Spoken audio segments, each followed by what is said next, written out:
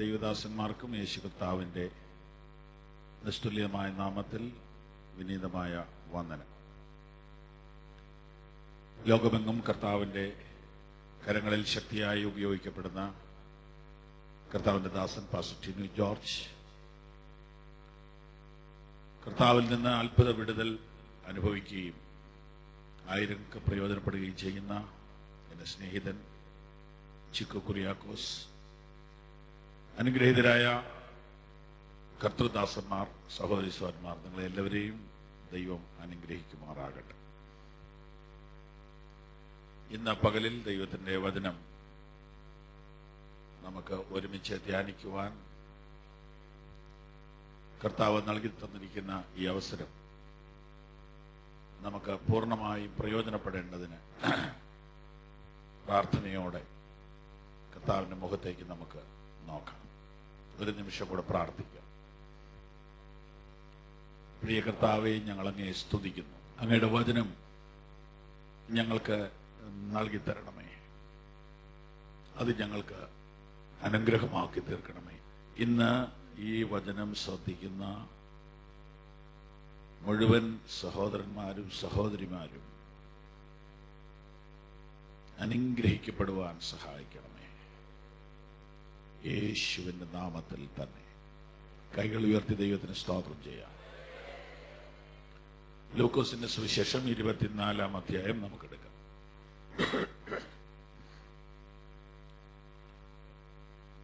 24-ാം അധ്യായം 13, 14,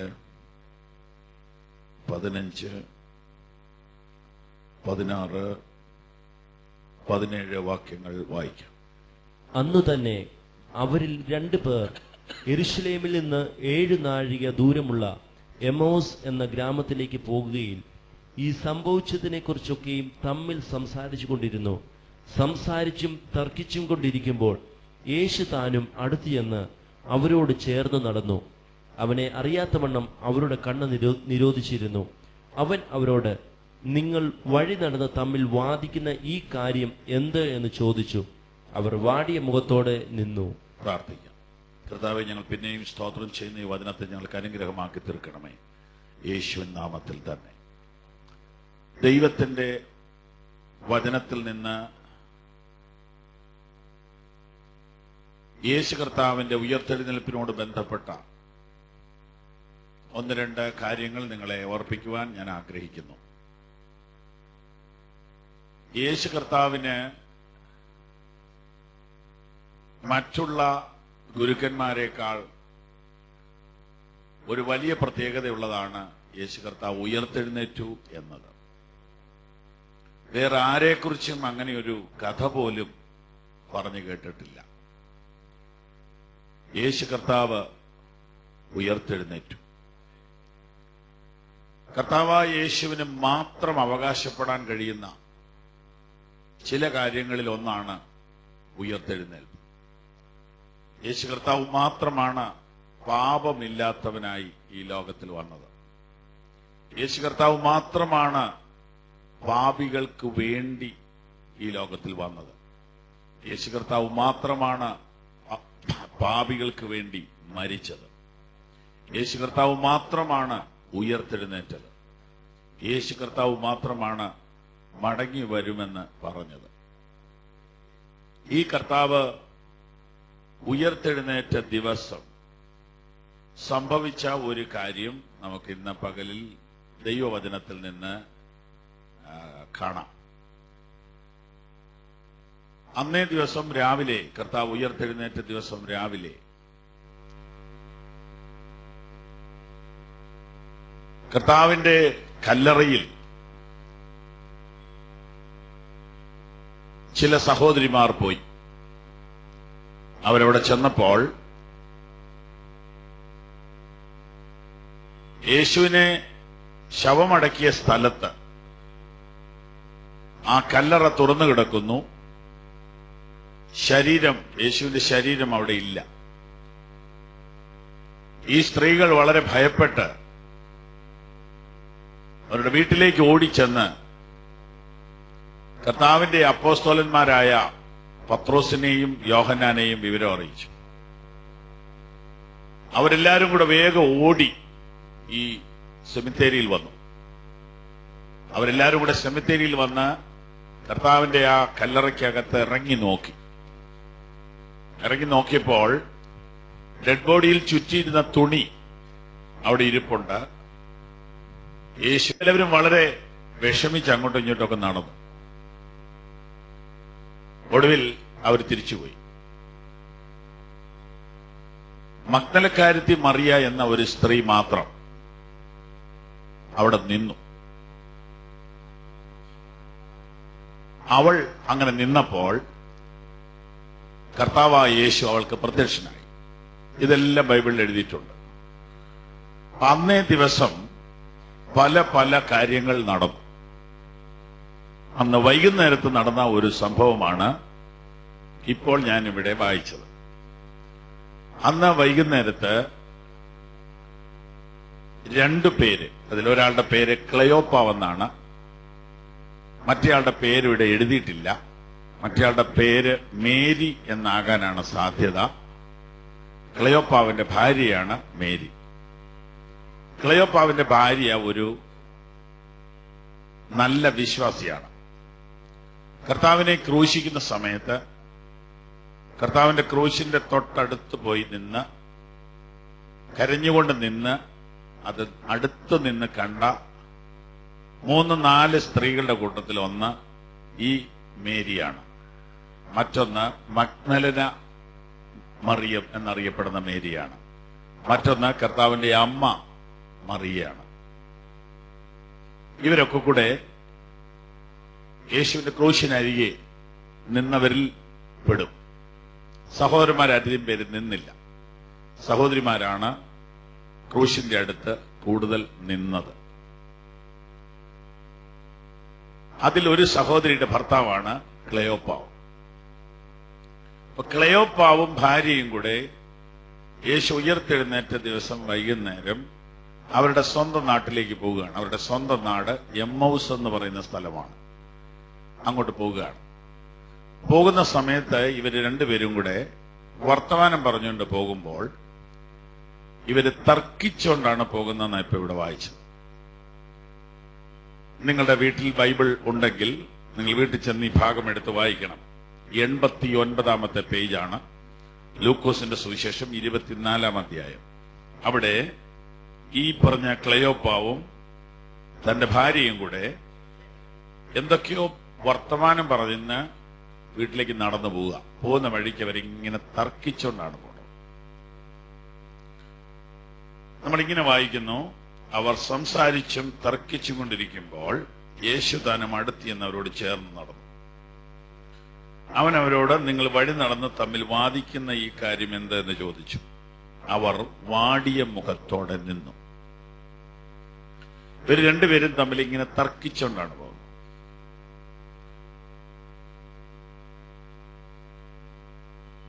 മാത്രമല്ല അവരുടെ മുഖം വാടിയും ഇരിക്കുകയാണ്. ആ സമയത്ത് യേശു അടുത്തു. ഇവർ സംസാരിച്ചുകൊണ്ടിരുന്ന വിഷയം കർത്താവിനെ കുറിച്ചാണ്. കർത്താവിന്റെ മരണത്തെക്കുറിച്ചും ഉയർപ്പിനെ കുറിച്ചും ഒക്കെയാണ് വർത്താനം പറഞ്ഞുകൊണ്ട് പോണത്. ഇങ്ങനെ പോകുന്നതിനിടയിൽ ഇവർ തർക്കിച്ചു. എന്തായിരിക്കും തർക്കിച്ചത്? യേശു കർത്താവ് ഉയർത്തെഴുന്നേറ്റോ ഇല്ലയോ എന്നതാണ് തർക്ക വിഷയം.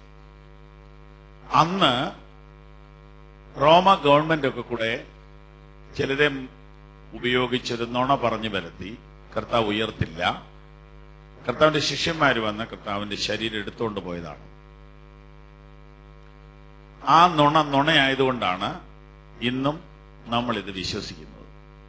അത് നേരായിരുന്നെങ്കിൽ, അഥവാ അവരെന്ന് പറഞ്ഞത് സത്യമായിരുന്നെങ്കിൽ കർത്താവിന്റെ മാർഗം വിശ്വസിക്കാനും പ്രസംഗിക്കാനും ആരും ഉണ്ടാകത്തില്ല. യേശു ഉയർത്തെഴുന്നേറ്റു എന്നത് സത്യമാണ്. എന്നാൽ യേശു ഉയർത്തെഴുന്നേറ്റില്ല എന്ന് പറയാൻ അന്ന് ചിലർ ശ്രമിച്ചു. ബൈബിളിൽ എഴുതിയിരിക്കുന്നത് വലിയൊരു തുക കൈക്കൂലി കൊടുത്തിട്ടാണ് യേശു ഉയർത്തില്ലെന്ന് പറയാൻ വേണ്ടി കുറെ പേരെ ചുമതലപ്പെടുത്തിയത്. അപ്പൊ ഇവർ രണ്ടുപേരുടെ പോകുമ്പോ ഇവരിങ്ങനെ തർക്കിച്ചുകൊണ്ട് പോകുക. എന്താണ് ഇവരുടെ തർക്ക വിഷയം? അതെ, ക്ലയോപ്പാവ് എന്ന് പറയുന്ന സഹോദരന് യേശു കർത്താവ് ഉയർത്തു എന്ന കാര്യത്തിൽ വേണ്ടത്ര ഉറപ്പില്ലെന്ന് തോന്നുന്നു. എന്നാൽ ഈ സഹോദരിക്ക് നല്ല ഉറപ്പുണ്ട്. കാരണം ഈ സഹോദരി സെമിത്തേരിയിൽ പോയ കൂട്ടത്തിൽ ഒരാളാണ്. അവിടെ ചെന്ന് കണ്ട് കർത്താവിനെ ഉയർത്തെഴുന്നേറ്റു എന്ന് ബോധ്യപ്പെട്ടിട്ട് വന്ന ഒരു സഹോദരിയാണ്. ഇദ്ദേഹത്തിന് അത്ര ഉറപ്പില്ലായിരിക്കാം. അങ്ങനെ ഇവർ ഈ പരിപാടി അവസാനിപ്പിച്ച് അവരുടെ വീട്ടിലേക്ക് പോവുക. അവരുടെ വീട്ടിലേക്ക് പോകുമ്പോൾ യേശു അവരുടെ അടുത്തേക്ക് ചെന്ന് അവരുടെ കൂടെ ചേർന്ന് നടന്നു. 11 കിലോമീറ്റർ ഇവർ നടന്നു. ഈ 11 കിലോമീറ്ററും കർത്താവ് അവരുടെ കൂടെ നടന്നു. ഇന്ന് പകലിൽ ദൈവത്തിന്റെ വചനം കേൾക്കുവാൻ വന്ന സഹോദരി സഹോദരന്മാരെ, യേശു കർത്താവ് നമ്മുടെ കൂടെ നടക്കുന്നവനാണ്. നമ്മുടെ ഏത് സാഹചര്യത്തിലും നമ്മുടെ കൂടെ നടക്കുന്നവനാണ് കർത്താവായ യേശു. തർക്കിച്ചും വാദിച്ചും കൊണ്ട് പോയ ഇവരുടെ കൂടെ യേശു നടന്നു. അവിടെ നമ്മൾ ഇങ്ങനെ വായിക്കുന്നു, യേശു ആണെന്ന് അവർക്ക് മനസ്സിലായില്ല. എന്താ മനസ്സിലാകാഞ്ഞത്? ഇവിടെ ബൈബിളിൽ എഴുതിയിരിക്കുന്ന ഇങ്ങനെയാണ്: അവനെ അറിയാതെ വണ്ണം അവരുടെ കണ്ണ് നിരോധിച്ചിരുന്നു. കർത്താവിന് മാത്രമേ അങ്ങനെ ചെയ്യാൻ പറ്റത്തുള്ളൂ. അവരുടെ കണ്ണ് നിരോധിച്ചു. കർത്താവ് കണ്ണ് ബ്ലോക്ക് ചെയ്തു. അവർക്ക് കാണാം, പക്ഷെ യേശു ആണെന്ന് അറിയത്തില്ല. യേശു ആണെന്നറിയാതെ യേശു അവരുടെ കൂടെ നടക്കുക. യേശു ആണെന്നറിയാത്ത കാരണം അവർ പിന്നെയും ഇങ്ങനെ തർക്കിച്ചുകൊണ്ട് പോവുക. അപ്പൊ യേശു ചോദിച്ചു, നിങ്ങൾ എന്താ സംസാരിക്കുന്നേ? അപ്പൊ അവർ പറഞ്ഞു, ഞങ്ങൾ യേശുവിനെ കുറിച്ചാണ് പറയുന്നേ. അപ്പൊ യേശു ചോദിച്ചു, യേശുവിനെ കുറിച്ച് എന്താ നിങ്ങൾ പറയുന്നേ? ഇങ്ങനെ തർക്കിച്ച കാര്യമല്ല ഇവർ പറയുക. കർത്താവ് അവരുടെ കൂടെ നടക്കുക. യേശു കർത്താവ് നമ്മുടെ കൂടെ വരുവാൻ ആഗ്രഹിക്കുന്നു. നമ്മൾ അവിശ്വാസിയാണെങ്കിലും വിശ്വാസിയാണെങ്കിലും, വേണ്ടത്ര ആത്മീക വളർച്ചയില്ലെങ്കിലും പുരോഗമനം ഇല്ലെങ്കിലും നമ്മുടെ കൂടെ നടക്കാൻ കർത്താവ് ആഗ്രഹിക്കുന്നു. ഇന്ന് പകലിൽ നാം കർത്താവിനെ നമ്മുടെ കൂടെ നടക്കുവാൻ അനുവദിക്കുമെങ്കിൽ നമ്മുടെ വീട്ടിലേക്ക് വരുവാൻ അവൻ മനസ്സുള്ളവനാണ്. നമ്മുടെ കൂടെ വരുവാൻ യേശു തയ്യാറാണ്. യേശുവിനെ നമുക്ക് കൂടെ കൊണ്ടുപോകുവാൻ കഴിയും. ലോകത്തിൽ മറ്റെല്ലാ ദൈവങ്ങളും ഏതെങ്കിലും ഒരു സ്ഥലത്തിരിക്കുക. എന്നാൽ കർത്താവായ യേശുവിനെ കുറിച്ച് എഴുതിയിരിക്കുന്നത് ദൈവം നമ്മോട് കൂടെ എന്നർത്ഥമുള്ള ഇമ്മാനുവേൽ എന്നാണ് അവന്റെ പേര്. ഈ കർത്താവിനെ നമ്മുടെ കൂടെ കൊണ്ടുപോകുവാൻ നമുക്ക് കഴിയും. അതിന് ഓരോരുത്തരും വ്യക്തിപരമായി യേശുവിനെ ഹൃദയത്തിൽ സ്വീകരിക്കുകയും കർത്താവിന്റെ സാന്നിധ്യം ഓരോ നിമിഷവും അറിഞ്ഞ് ജീവിക്കുകയും ചെയ്താൽ കർത്താവ് നമ്മുടെ കൂടെ വരും. കർത്താവിന്റെ കൂടെ നടന്ന് ഇവർ തർക്കിച്ചുകൊണ്ടിരിക്കുന്ന വിഷയത്തിലോട്ട് കർത്താവ് ഇടപെട്ടു. ഇവര് നടക്കുക ആയതുകൊണ്ട് യേശു നടന്നു. ഇവര് സംസാരിക്കുന്ന വിഷയത്തിൽ യേശു ഇടപെട്ടു. എന്താ നമ്മൾ മനസ്സിലാക്കേണ്ടത്? നമ്മുടെ ഏത് അവസ്ഥയിലും കർത്താവ് നമ്മുടെ കൂടെ വരും. നമ്മൾ നടക്കുകയാണെങ്കിൽ അവൻ നടന്നു വരും. നമ്മൾ വണ്ടിയിലാണെങ്കിൽ അവൻ വണ്ടിയിൽ വരും. നമ്മൾ ട്രെയിനിലാണെങ്കിൽ അവൻ ട്രെയിനിൽ വരും. നമ്മൾ പ്ലെയിനിലാണെങ്കിൽ അവൻ പ്ലെയിനിൽ വരും. യേശു നമ്മോടൊപ്പം വരാൻ വേണ്ടി അവൻ നമ്മെ പോലെ ആയിത്തീർന്നു. ബൈബിളിൽ ഇങ്ങനെ എഴുതിയിരിക്കുന്നു, നമ്മുടെ കർത്താവായ യേശു സമ്പന്നനായിരുന്നിട്ടും അവന്റെ ദാരിദ്ര്യത്താൽ നിങ്ങൾ സമ്പന്നരാകേണ്ടതിന് നിങ്ങൾ നിമിത്തം അവൻ ദരിദ്രനായിത്തീർന്നു. അവൻ നമ്മുടെ കൂടെ വരുവാൻ വേണ്ടിയാണ് അവൻ മനുഷ്യനായി ഭൂമിയിലേക്ക് വന്നത്. അവൻ ദൈവരൂപത്തിൽ ഇരിക്കെ ദൈവത്തോടുള്ള സമത്വം മുറുകെ പിടിച്ചുകൊള്ളണമെന്ന് വിചാരിക്കാതെ ദാസരൂപമെടുത്ത് മനുഷ്യ സാദൃശ്യത്തിലായി നമ്മോടൊപ്പം നടക്കാൻ വേണ്ടി, നമ്മെപ്പോലെയാകാൻ വേണ്ടി, നമ്മുടെ സാഹചര്യങ്ങൾ അറിഞ്ഞ് നമ്മുടെ കൂടെ ജീവിക്കാൻ വേണ്ടി യേശു മനുഷ്യനായി ഭൂമിയിലേക്ക് വന്നു. ലോകത്തിൽ ഒരു വലിയ രാജാവിന്റെ അടുക്കൽ പ്രജകൾ ചെന്നിട്ട് പറഞ്ഞു, ഞങ്ങൾക്ക് റൊട്ടിയില്ല, ഭയങ്കര ദാരിദ്ര്യമായിരുന്നു. രാജാവ് 2-3 പ്രാവശ്യം ചോദിച്ചു, എന്താ നിങ്ങളുടെ പ്രശ്നം? ഞങ്ങൾക്ക് റൊട്ടിയില്ല. അദ്ദേഹം പറഞ്ഞു, നിങ്ങൾക്ക് റൊട്ടിയില്ലെങ്കിൽ നിങ്ങൾ കേക്ക് കഴിച്ചാൽ മതി. അതായിരുന്നു ആ രാജ്യത്ത് യുദ്ധം ഉണ്ടാകാൻ കാരണമെന്ന് ചരിത്രം പറയുന്നു. അതിന്റെ കാരണം എന്താ? രാജാവിന് ദാരിദ്ര്യം എന്താന്ന് അറിഞ്ഞുകൂടാ. റൊട്ടിയില്ലെങ്കിൽ കേക്ക്, കേക്കില്ലെങ്കിൽ മറ്റെന്തെങ്കിലും, ഇതാണ് അദ്ദേഹത്തിന് അറിയത്തുള്ളൂ. സാധാരണ ജനം റൊട്ടിയില്ലെന്ന് പറഞ്ഞത് അവർക്ക് പട്ടിണിയാണെന്നാണ്. പട്ടിണി എന്ന് പറഞ്ഞാൽ എന്താണെന്ന് മനസ്സിലാകാത്ത രാജാവ് പറഞ്ഞു, നിങ്ങൾക്ക് റൊട്ടിയില്ലെങ്കിൽ കേക്ക് കഴിക്കാൻ. യേശു കർത്താവ് ദൈവമായിരിക്കെ നമ്മുടെ അവസ്ഥ അറിയാമെങ്കിലും അവൻ മനുഷ്യനായി ഭൂമിയിൽ വന്ന് എന്നെ പോലെ നിങ്ങളെ പോലെ എല്ലാ ബുദ്ധിമുട്ടും നിറഞ്ഞ ഈ സാഹചര്യത്തിലൂടെ ജീവിച്ചു. ദൈവത്തിന്റെ വചനം ഇങ്ങനെ പറയുന്നു, അവൻ നമ്മുടെ ബലഹീനതയിൽ സഹതാപം കാണിപ്പാൻ കഴിവുള്ളവനാണ്. പാപമൊഴികെ സകലത്തിലും നമുക്ക് തുല്യനായി പരീക്ഷിക്കപ്പെട്ടവനാണ് കർത്താവായ യേശു. അവൻ നമ്മെ പോലെ ആകുവാൻ വേണ്ടിയാണ് ഈ ലോകത്തിലേക്ക് വന്നത്. അവൻ നമ്മെ പോലെ ആകുവാൻ ഈ ലോകത്തിലേക്ക് വന്നതുകൊണ്ട് നമുക്ക് അവനെ പോലെ ആകുവാൻ അവൻ അവസരം തന്നിരിക്കുകയാണ്. അവൻ നമ്മെ പോലെ ഏറ്റവും ബുദ്ധിമുട്ട് പിടിച്ച സാഹചര്യങ്ങളിലൂടെ നടക്കാൻ അവൻ മനസ്സുവെച്ചു. ഏറ്റവും ദാരിദ്ര്യമുള്ള വീട്ടിൽ അവൻ ജനിച്ചു. കർത്താവ് ജനിച്ച വീട് അക്കാലത്ത് ഏറ്റവും ദാരിദ്ര്യം നിറഞ്ഞ ഒരു വീടായിരുന്നു. ദാരിദ്ര്യരേഖയ്ക്ക് താഴെയുള്ള വീടായിരുന്നു. ഇന്ന് ദാരിദ്ര്യരേഖയ്ക്ക് താഴെ എന്ന് പറഞ്ഞാൽ റേഷൻ കാർഡ് കൊണ്ടാണ് അറിയുന്നത്. എന്നാൽ അന്ന് അത് തിരിച്ചറിയുന്നത് യാഗവസ്തുവിനെ കൊണ്ടാണ്. യേശു കർത്താവിന്റെ കുടുംബക്കാര് യാഗം കഴിക്കാൻ കൊണ്ടുവന്നത് ഏറ്റവും പാവപ്പെട്ടവർ യാഗം കഴിക്കുന്ന സാധനമായിരുന്നു. ഈ ആകാശവും ഭൂമിയും സൃഷ്ടിച്ച ഈ പ്രപഞ്ചത്തിന്റെ മുഴുവൻ സൃഷ്ടാവായ കർത്താവായ യേശു ഏറ്റവും ദരിദ്രനായിട്ട് ഈ ലോകത്തിൽ വന്നത് ഈ ഭൂമിയിലെ ഏറ്റവും സാധാരണക്കാരനോടൊപ്പം നടക്കാൻ വേണ്ടിയാണ്. ഇന്ന് പകലിൽ വളരെ ബുദ്ധിമുട്ടിലൂടെ കടന്നു പോകുന്ന, വളരെ പ്രശ്നങ്ങളിലൂടെ കടന്നു പോകുന്ന ഒരാൾക്കും യേശുവിനോടൊപ്പം നടക്കാൻ കഴിയും.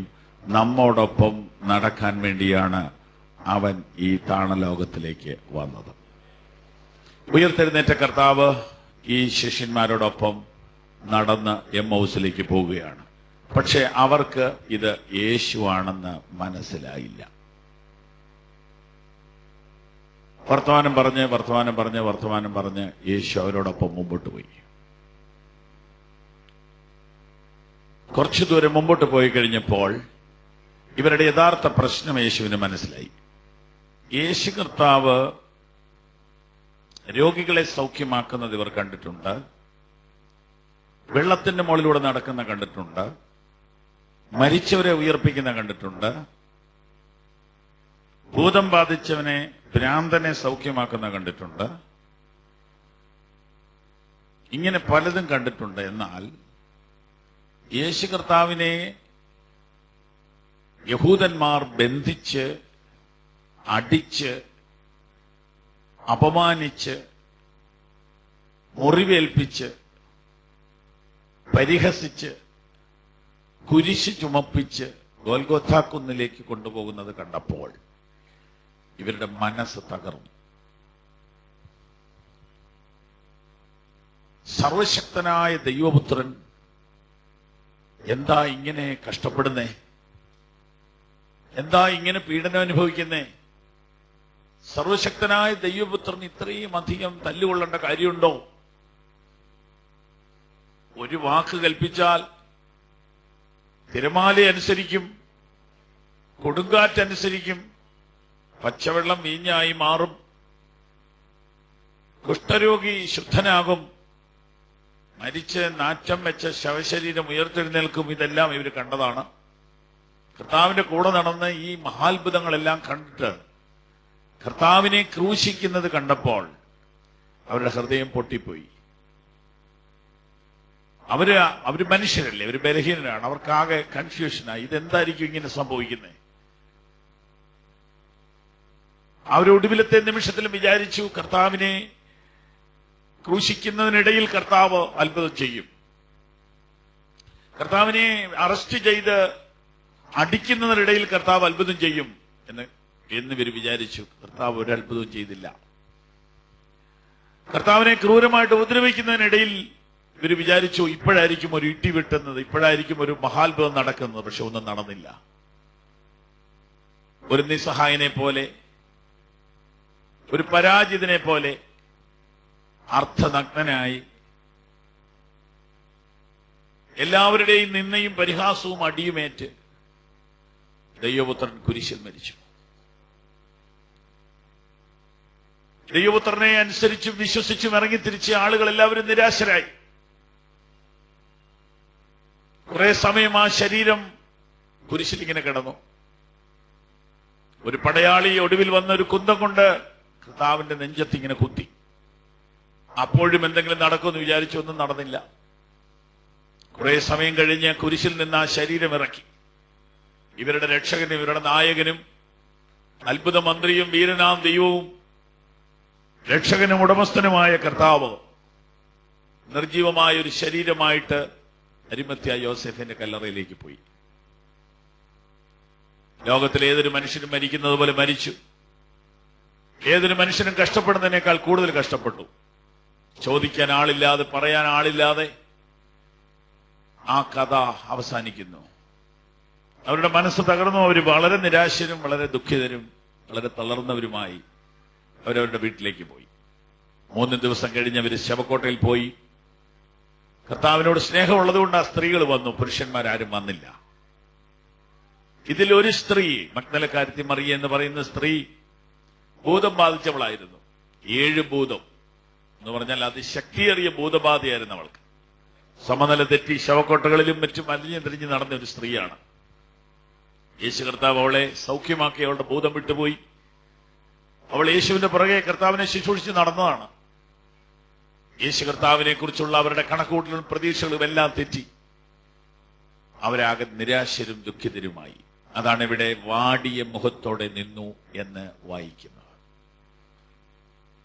യേശു കർത്താവ് ഇവരോട് ചേർന്ന് നടന്നു, കാര്യങ്ങളെ മനസ്സിലാക്കി കൊടുത്തു. കുറെ ദൂരം മുമ്പോട്ട് പോയപ്പോൾ വാക്യം 25 ഇങ്ങനെ വായിക്കുന്നു. വായിച്ചാട്ട്. അവൻ അവരോട്, അയ്യോ ബുദ്ധിഹീനരെ, പ്രവാചകന്മാർ പറഞ്ഞിരിക്കുന്നതെല്ലാം വിശ്വസിക്കാത്ത മന്ദബുദ്ധികളെ, ക്രിസ്തു ഇങ്ങനെ കഷ്ടം അനുഭവിച്ചിട്ട് തന്റെ മഹത്വത്തിൽ കടക്കേണ്ടതല്ലയോ എന്ന് പറഞ്ഞു. ഇത് ക്രിസ്തു തന്നെയാണ് സംസാരിക്കുന്നതെന്ന് അവരറിയുന്നില്ല. ക്രിസ്തുവിനെ കുറിച്ചാണ് അവരിപ്പോൾ സംസാരിച്ചുകൊണ്ടിരിക്കുന്നത്. ക്രിസ്തുവിന്റെ മരണത്തെക്കുറിച്ചാണ് അവർക്ക് സംശയം. ക്രിസ്തു ഇങ്ങനെ കഷ്ടമനുഭവിച്ചതിനെ കുറിച്ചാണ് അവരുടെ സംശയം. ക്രിസ്തു തന്നെയാണ് അവരുടെ കൂടെ വന്നത് എന്ന് അവർക്ക് മനസ്സിലായിട്ടില്ല. അവരുടെ വർത്തമാനമെല്ലാം ശ്രദ്ധിച്ച് കേട്ട ശേഷം യേശു അവരുടെ മുഖത്തേക്ക് നോക്കി പറയുകയാണ്, നിങ്ങൾ ബൈബിൾ വായിച്ചിട്ടില്ലേ? എന്താ ബൈബിളിൽ പറഞ്ഞിരിക്കുന്നേ? ക്രിസ്തു ഇങ്ങനെ കഷ്ടം അനുഭവിച്ച ശേഷം അവൻ ഉയർത്തെഴുന്നേൽക്കുമെന്ന് നിങ്ങൾ വായിച്ചിട്ടില്ലേ? ഇതാണ് യേശു അവരോട് ചോദിക്കുന്നത്. അല്ലയോ ബുദ്ധിഹീനരെ, പ്രവാചകന്മാർ പറഞ്ഞിരിക്കുന്നതെല്ലാം വിശ്വസിക്കാത്ത മന്ദബുദ്ധികളെ, ക്രിസ്തു ഇങ്ങനെ കഷ്ടമനുഭവിച്ചിട്ട് തന്റെ മഹത്വത്തിൽ കിടക്കേണ്ടതല്ലയോ? മോശെ തുടങ്ങി സകല പ്രവാചകന്മാരിൽ നിന്നും എല്ലാ തിരുവെഴുത്തുകളിലും തന്നെക്കുറിച്ചുള്ളത് അവർക്ക് വ്യാഖ്യാനിച്ചു കൊടുത്തു. ഈ ബൈബിളിന്റെ ഒന്നാമത്തെ പുസ്തകമായ ഉൽപ്പത്തി പുസ്തകം മുതൽ 39 പുസ്തകങ്ങൾ മാത്രമേ അന്ന് ബൈബിളായിട്ടുള്ളൂ. നമ്മുടെ കയ്യിലിരിക്കുന്ന മത്തായി, മർക്കോസ്, ലൂക്കോസ്, യോഹന്നാൻ, അപ്പോസ്തല പ്രവൃത്തികൾ ഇതൊന്നും അന്ന് എഴുതിയിട്ടില്ല. അപ്പോൾ ഉൽപ്പത്തി പുസ്തകം മുതൽ യേശു കർത്താവ് ഇവർക്ക് പറഞ്ഞുകൊടുത്തു. അപ്പോൾ ഉൽപ്പത്തി പുസ്തകത്തിലൊക്കെ യേശുവിനെ കുറിച്ച് എഴുതിയിട്ടുണ്ട്, നമുക്കറിയാത്തത് കൊണ്ടാണ്. പുറപ്പാട് പുസ്തകത്തിലും യേശുവിനെ കുറിച്ച് എഴുതിയിട്ടുണ്ട്, ലേവ്യ പുസ്തകത്തിലും യേശുവിനെ കുറിച്ച് എഴുതിയിട്ടുണ്ട്, സംഖ്യാപുസ്തകത്തിലും യേശുവിനെ കുറിച്ച് എഴുതിയിട്ടുണ്ട്. ഈ ബൈബിൾ മുഴുവനും യേശുവിനെ കുറിച്ചാണ് എഴുതിയിരിക്കുന്നത്. അബ്രഹാമിനെ കുറിച്ചൊക്കെ നാം വായിക്കുന്നുണ്ട്, ദാവീദിനെ കുറിച്ചുണ്ട്, ഏലിയാവിനെ കുറിച്ചുണ്ട്, മോശയെ കുറിച്ചുണ്ട്, രൂത്തിനെ കുറിച്ചുണ്ട്, പലരെ കുറിച്ചും വായിക്കുന്നെങ്കിലും അതിന്റെ എല്ലാം അകത്തുള്ള പ്രധാന വ്യക്തി യേശു കർത്താവാണ്. ഉൽപ്പത്തി പുസ്തകം മുതലുള്ള ഈ ബൈബിളിനകത്തെ ഓരോ പേജും യേശുവിനെ കുറിച്ച് മാത്രം പറഞ്ഞിരിക്കുന്നതാണ്. പക്ഷെ ഇവർക്കത് അത്രയ്ക്ക് മനസ്സിലായിട്ടില്ല. യേശു അവർക്ക് ബൈബിൾ ക്ലാസ് എടുത്തു. പോകുന്ന വഴിക്ക് പറഞ്ഞു കൊടുത്തു, നിങ്ങൾ ക്രിസ്തു കഷ്ടമനുഭവിക്കുന്നത് കണ്ടിട്ടാണ് ഇപ്പോൾ നിരാശരായിരിക്കുന്നത്. ക്രിസ്തു കഷ്ടമനുഭവിക്കുന്നതിനെ കുറിച്ച് നിരാശപ്പെടണ്ട. ഈ കഷ്ടം അനുഭവിച്ച ശേഷം അവൻ ഉയർത്തെഴുന്നേൽക്കും, എന്നിട്ട് അവൻ മഹത്വത്തിലേക്ക് കടക്കും. അത് നിങ്ങൾ വചനത്തിൽ നിന്ന് ശരിക്കും വിശ്വസിക്കാത്തത് കൊണ്ടാണ് നിങ്ങൾക്കിപ്പോൾ ഈ നിരാശ വന്നത്. ഇങ്ങനെ കർത്താവ് അവരെ പറഞ്ഞ് ക്ലാസ് എടുത്ത് അവരോടൊപ്പം മുമ്പോട്ട് പോവുകയാണ്. ഇങ്ങനെ മുമ്പോട്ട് പോയി അവരുടെ വീടിന്റെ പടിക്കൽ എത്തിയപ്പോൾ യേശു മുമ്പോട്ട് പോകുന്ന പോലെ പോയി. അവരവരുടെ വീട്ടിലോട്ട് കയറാൻ പോയി. പെട്ടെന്നാണ് അവർക്ക് മനസ്സിലായത് അവരുടെ കൂടെ ഇത്രയും നേരം വർത്താനം പറഞ്ഞ ആള് പിരിഞ്ഞു പോവുകയാണ്. ഉടനെ അവർ പുറകോട്ട് വന്നിട്ട് ഈ മൂന്നാമത് വന്ന ആളെ വിളിച്ചു, ഞങ്ങളുടെ വീട്ടിലേക്ക് വരാമോ പ്ലീസ്, സന്ധ്യയായല്ലോ, ഇന്ന് ഞങ്ങളുടെ ഇവിടെ പാർക്കാം. ഓക്കെ, വരാമെന്ന് പറഞ്ഞ് യേശു അവരുടെ വീട്ടിൽ ചെന്ന് അവരൊരുമിച്ച് പ്രാർത്ഥിച്ച് ഭക്ഷണം കഴിക്കുമ്പോൾ പെട്ടെന്ന് യേശുവാണെന്ന് അവർക്ക് മനസ്സിലായപ്പോൾ യേശു അപ്രത്യക്ഷനായി. യേശുവിനെ ഒന്ന് തൊടാനോ ഒന്ന് ഹഗ് ചെയ്യാനോ ഒന്നും അവർക്ക് പറ്റിയില്ല. യേശു അപ്രത്യക്ഷനായി. ഇതാണ് ഈ അധ്യായത്തിലെ കഥ, ഈ അധ്യായത്തിലെ സംഭവം. തുടർന്ന് എന്താ സംഭവിച്ചെന്ന് നോക്കാം. വാക്യം 27 മുതൽ വായിക്കുന്ന കേട്ടോളൂ. 27 മുതൽ. മോശ തുടങ്ങി സകല പ്രവാചകന്മാരിൽ നിന്നും എല്ലാ തിരുവെഴുത്തുകളും തന്നെക്കുറിച്ചുള്ളത് അവർക്ക് വ്യാഖ്യാനിച്ചു കൊടുത്തു. യേശുവിനെ കുറിച്ചുള്ളത് പറഞ്ഞു കൊടുത്തു. അവർ പോകുന്ന ഗ്രാമത്തോടടുത്തപ്പോൾ അവൻ മുമ്പോട്ട് പോകുന്ന ഭാവം കാണിച്ചു. അവരോ, ഞങ്ങളോടുകൂടെ പാർക്കുക, നേരം വൈകി അസ്തമിക്കാറായല്ലോ എന്ന് പറഞ്ഞ് അവനെ നിർബന്ധിച്ചു. അവൻ അവരോടുകൂടെ പാർക്കുവാൻ ചെന്നു. അവരുമായി ഭക്ഷണത്തിനിരിക്കുമ്പോൾ അവൻ അപ്പമെടുത്ത് അനുഗ്രഹിച്ചു നുറുക്കി അവർക്ക് കൊടുത്തു. ഉടനെ അവരുടെ കണ്ണ് തുറന്നു. അവർ അവനെ അറിഞ്ഞു. അവൻ അവർക്ക് അപ്രത്യക്ഷനായി. അവൻ വഴിയിൽ നമ്മോട് സംസാരിച്ച തിരുവെഴുത്തുകളെ തെളിയിക്കുമ്പോൾ നമ്മുടെ ഹൃദയം നമ്മുടെ ഉള്ളിൽ കത്തിക്കൊണ്ടിരുന്നില്ലയോ എന്ന് അവർ തമ്മിൽ പറഞ്ഞു. ആ നാഴികയിൽ തന്നെ അവർ എഴുന്നേറ്റ് യെരൂശലേമിലേക്ക് മടങ്ങിപ്പോന്നു. ഉയർത്തെഴുന്നേറ്റ് ശീമോന് പ്രത്യക്ഷനായെന്ന് കൂടിയിരുന്ന് പറയുന്ന 11 കൂടെയുള്ളവരെയും കണ്ടു. വഴിയിൽ സംഭവിച്ചത് അവൻ അപ്പം നുറുക്കുകയിൽ തങ്ങൾക്ക് അറിവായി വന്നതും അവർ വിവരിച്ചു പറഞ്ഞു. ഇങ്ങനെ അവർ സംസാരിച്ചുകൊണ്ടിരിക്കുമ്പോൾ അവൻ അവരുടെ നടുവിൽ നിന്നു, നിങ്ങൾക്ക് സമാധാനം എന്ന് പറഞ്ഞു.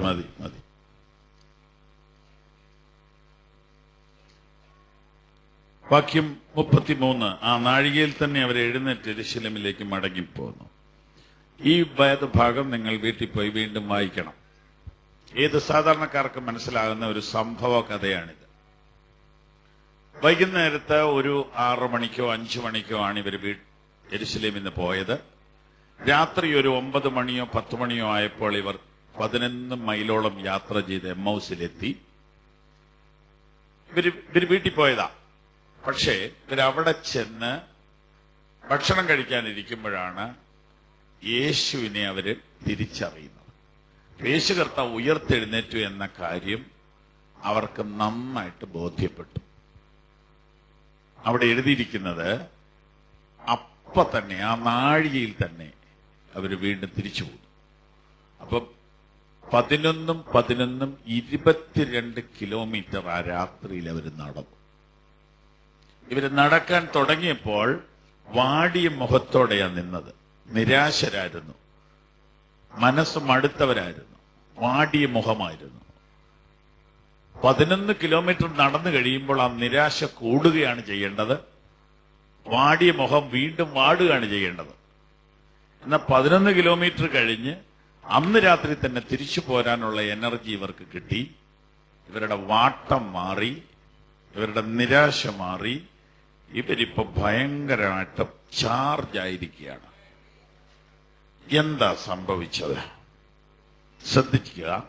യേശു ഇവർക്ക് വേണ്ടി പ്രാർത്ഥിച്ചില്ല. യേശു ഇവരുടെ മേൽ കൈവച്ചില്ല. യേശു പ്രത്യേകിച്ച് ഒരു മിറക്കിളും ഇവിടെ ചെയ്തില്ല. പക്ഷെ ഇവരുടെ വാട്ടം മാറി, ഇവരുടെ മടുപ്പ് മാറി, ഇവരുടെ നിരാശ മാറി, ഇവരുടെ തർക്കം മാറി, ഇവരുടെ വാദം മാറി. ഇവര് വന്ന സ്ഥലത്തേക്ക് തിരിച്ചുപോയി. അതിന്റെ കാരണം അവര് പറയുന്നുണ്ട്. അവൻ വഴിയിൽ നമ്മോട് സംസാരിച്ച് തിരുവെഴുത്തുകളെ തെളിയിക്കുമ്പോൾ നമ്മുടെ ഹൃദയം നമ്മുടെ ഉള്ളിൽ കത്തിക്കൊണ്ടിരുന്നില്ലയോ? എന്താണ് ഇവരെ ചാർജ് ചെയ്തത് എന്ന് ആ വാക്യത്തിൽ നിന്ന് നിങ്ങൾക്ക് കാണാം. വാക്യം 32 അത് എഴുതിയിട്ടുണ്ട്. ഇവരെ സ്ട്രെങ്തൻ ചെയ്തത്, ഇവരുടെ വാട്ടം മാറ്റിയത്, ഇവരുടെ നിരാശ മാറ്റിയത്, ഇവർക്ക് മടങ്ങിപ്പോകുവാൻ ബലം കൊടുത്തത് യേശു അവരോട് സംസാരിച്ച വചനങ്ങൾ അത്രേ. അപ്പൊ ദൈവത്തിന്റെ വചനത്തിന്റെ ശക്തി നമ്മുടെ നിരാശകളെ മാറ്റും. ദൈവത്തിന്റെ വചനത്തിന്റെ ശക്തി നമ്മുടെ തർക്കങ്ങളെ മാറ്റും, നമ്മുടെ മുഖത്തിന്റെ വാട്ടത്തെ മാറ്റും. ദൈവത്തിന്റെ വചനത്തിന്റെ ശക്തി നമ്മുടെ നിരാശയെ മാറ്റും, നമ്മുടെ മുഖത്തിന്റെ വാട്ടങ്ങളെ മാറ്റും. Hallelujah, hallelujah. ദൈവത്തിന്റെ വചനം വിശ്വസിക്കാത്തത് കൊണ്ടാണ് നാം പലപ്പോഴും വാടിപ്പോകുന്നത്. ദൈവത്തിന്റെ വചനം മനസ്സിലാക്കാത്തത് കൊണ്ടാണ് നാം പലപ്പോഴും തളർന്നു പോകുന്നത്. ദൈവത്തിന്റെ വചനം നമ്മുടെ ഹൃദയത്തിൽ വേണ്ടതുപോലെ കരുതിക്കൊള്ളാത്തത് കൊണ്ടാണ് നാം നമ്മുടെ ക്രിസ്തീയ ജീവിത യാത്രയിൽ പലപ്പോഴും തളർന്ന് പോകുന്നത്. അതുകൊണ്ട് പ്രിയരെ, ദൈവത്തിന്റെ വചനത്തെ ഉള്ളതുപോലെ മനസ്സിലാക്കുവാൻ, വചനം ധ്യാനിക്കുവാൻ, വചനം വിശ്വസിക്കുവാൻ, വചനം ഹൃദിസ്ഥമാക്കുവാൻ നാം വളരെ വളരെ സമയം എടുക്കേണ്ടതാണ്. ഈ ഭൂമിയിൽ നമുക്ക് ഒരൊറ്റ ബുക്കേ ഉള്ളൂ, അത് ദൈവത്തിന്റെ വചനമാണ്. ഒരുപാട് ബുക്ക് നമുക്ക് തന്നിട്ടില്ല, ഒറ്റ ബുക്കേ തന്നിട്ടുള്ളൂ. നിന്റെ വചനം എന്റെ കാലിന് ദീപവും എന്റെ പാതയ്ക്ക് പ്രകാശവുമാകുന്നു. ഈ വചനത്തെ നാം വിശ്വസിക്കാമെങ്കിൽ നമ്മുടെ സകല സങ്കടങ്ങൾക്കും അത് പരിഹാരമായിരിക്കും. അത് നമ്മുടെ രോഗത്തിന് സൗഖ്യമായിരിക്കും. അത് നമ്മുടെ നിരാശകളെ മാറ്റുന്നതായിരിക്കും. ദൈവത്തിന്റെ വചനത്തിന് നിങ്ങളുടെ ഹൃദയത്തിൽ കൂടുതൽ ഇടമുണ്ടാകട്ടെ. ഞാൻ നിന്നോട് പാപം ചെയ്യാതിരിപ്പാൻ നിന്റെ വചനങ്ങളെ എന്റെ ഹൃദയത്തിൽ സംഗ്രഹിക്കുന്നു എന്ന് ദാവീദ് പറയുന്നു. വചനത്തോടുള്ള നമ്മുടെ മനോഭാവം നമ്മെ കൂടുതൽ ശക്തിയുള്ളതാക്കി തീർക്കും. എവിടെ നോക്കിയാലും വാടിയ മുഖങ്ങളെ കാണാനുള്ളൂ. ധാരാളം പൈസയുണ്ട്, പക്ഷെ മുഖം വാടിയതാണ്.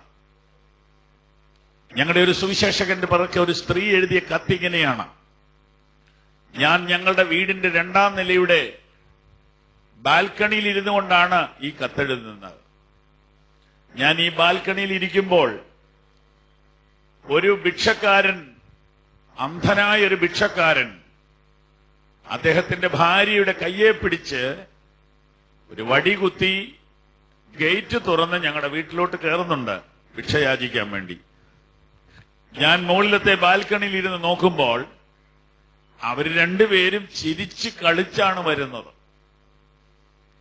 50 വയസ്സിൽ കൂടുതൽ പ്രായമുള്ള അന്ധനും ഭാര്യയും ഇന്നലെ കല്യാണം കഴിഞ്ഞ് ചെറുപ്പക്കാരെ പോലെ ചിരിച്ച് കളിച്ച് ആ ഗേറ്റ് തുറന്ന് ഞങ്ങളുടെ വീട്ടിലോട്ട് ഭിക്ഷ ചോദിക്കാൻ വരിക.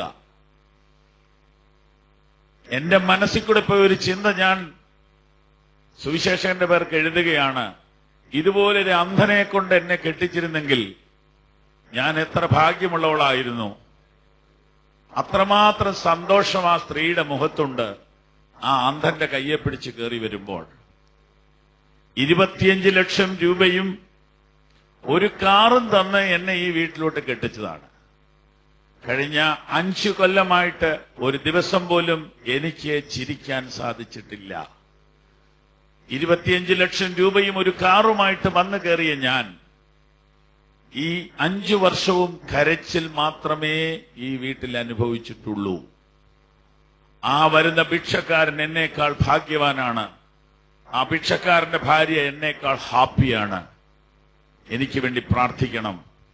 ഈ നരകത്തിൽ നിന്ന് എനിക്ക് പുറത്തു പോകാൻ, ഈ വിവാഹബന്ധത്തിൽ നിന്ന് രക്ഷപ്പെടാൻ എനിക്ക് വേണ്ടി പ്രാർത്ഥിക്കണമെന്ന് പറഞ്ഞ് ടെലിവിഷനിൽ കൂടെ പ്രസംഗിച്ച ഒരു ദൈവദാസന്റെ പേർക്ക് അയച്ച കത്താണ്. ആ കത്തിന്റെ ഓരോ വരികളും വായിക്കുമ്പോൾ മനസ്സിലാകും, പൈസ കൊണ്ട് മനുഷ്യന് സന്തോഷമുണ്ടാകത്തില്ല, കാറുകൊണ്ട് മനുഷ്യന് സന്തോഷമുണ്ടാകത്തില്ല. പൈസ കൊടുത്താൽ കിട്ടാത്ത സാധനമാണ് സന്തോഷം. പൈസ കൊടുത്താൽ വാങ്ങാൻ കഴിയാത്തതാണ് സമാധാനം.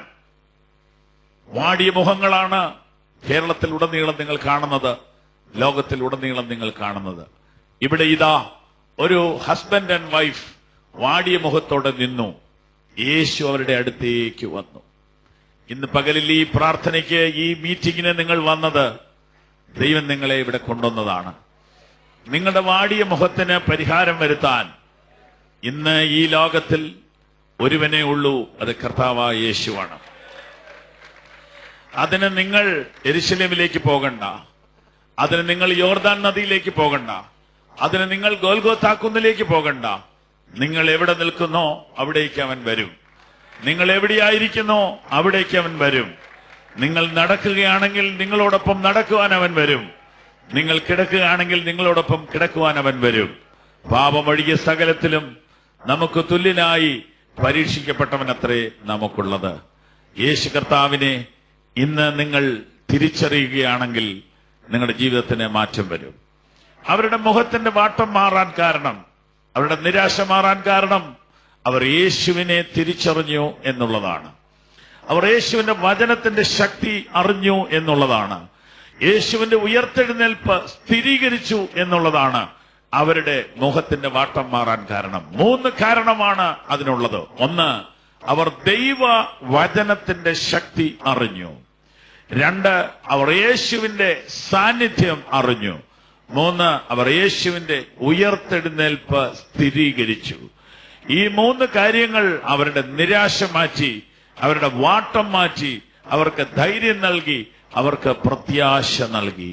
അങ്ങനെയാണെങ്കിൽ ഇന്ന് പകലിൽ യേശുവിന്റെ സാന്നിധ്യം നിങ്ങൾ തിരിച്ചറിഞ്ഞാൽ, ദൈവത്തിന്റെ വചനത്തിന്റെ ശക്തി നിങ്ങൾ തിരിച്ചറിഞ്ഞാൽ, യേശുവിന്റെ ഉയർത്തെഴുന്നേൽപ്പ് നിങ്ങൾ സ്ഥിരീകരിച്ചാൽ, നിങ്ങൾക്കും വാട്ടം മാറുന്ന ഒരു പകലായിരിക്കും ഇന്ന് പകൽ. നിരാശ മാറുന്ന ഒരു പകലായിരിക്കും ഈ പകൽ. നിങ്ങളുടെ ജീവിതത്തിൽ ഒരു വിടുതൽ ദൈവം നൽകുന്ന പകലായിരിക്കും ഈ പകൽ. യേശുവിന്റെ വചനത്തിന്റെ ശക്തി ഇന്ന് പകലിൽ നിങ്ങൾ തിരിച്ചറിയുക. കർത്താവിന്റെ വചനത്തിന്റെ ശക്തി നിങ്ങൾ ഇന്ന് പകലിൽ തിരിച്ചറിയുമ്പോൾ അത് നിങ്ങൾക്ക് സൗഖ്യമായി തീരും, അത് നിങ്ങൾക്ക് ആശ്വാസമായി തീരും, അത് നിങ്ങൾക്ക് വിടുതലായി തീരും. യേശുവിന്റെ വചനത്തിന് നമ്മെ സൗഖ്യമാക്കാൻ കഴിയും, അതിന് നമ്മെ വിടുവിക്കാൻ കഴിയും, അതിന് നമ്മെ രൂപാന്തരപ്പെടുത്താൻ കഴിയും. അവർ പറയുകയാണ്, അവൻ വഴിയിൽ വെച്ച് നമ്മോട് സംസാരിച്ചു കൊണ്ടിരുന്നപ്പോൾ നമ്മുടെ ഹൃദയം നമ്മുടെ ഉള്ളിൽ കത്തിക്കൊണ്ടിരുന്നില്ലയോ? അവരെ കത്തിച്ചത്, അവരെ ചാർജ് ചെയ്തത്, അവരെ ഉണർത്തിയത്, അവർക്ക് ചൈതന്യം പകർന്നത് ദൈവത്തിന്റെ വചനമായിരുന്നു. ദൈവത്തിന്റെ വചനമായിരുന്നു. അത് യേശു കർത്താവ് വ്യാഖ്യാനിച്ചു കൊടുത്തപ്പോൾ അവരുടെ ഉള്ളിൽ തീ കത്താൻ തുടങ്ങി. അവരുടെ ഉള്ളിൽ ഒരു ഫയർ ഉണ്ടായി. ദൈവത്തിന്റെ വചനം ഉള്ളതുപോലെ വിശ്വസിക്കുമ്പോൾ നമ്മുടെ അകത്ത് ചൈതന്യമുണ്ടാകുന്നു. കൈകൾ ഉയർത്തി ദൈവത്തിന് സ്തോത്രം ചെയ്യാം. സ്തോത്രം. അതെ, കർത്താവിന്റെ വചനം അവർ വിശ്വസിച്ചപ്പോൾ അവരുടെ ഉള്ളിൽ ചൈതന്യമുണ്ടായി. എന്നാൽ കർത്താവ് അവരോട് കൂടെ നടന്നപ്പോൾ കർത്താവാണെന്ന് വെളിപ്പെടുത്തിയില്ല. കർത്താവാണെന്ന് വെളിപ്പെടുത്തിയില്ല. അതെന്താ വെളിപ്പെടുത്താഞ്ഞത്?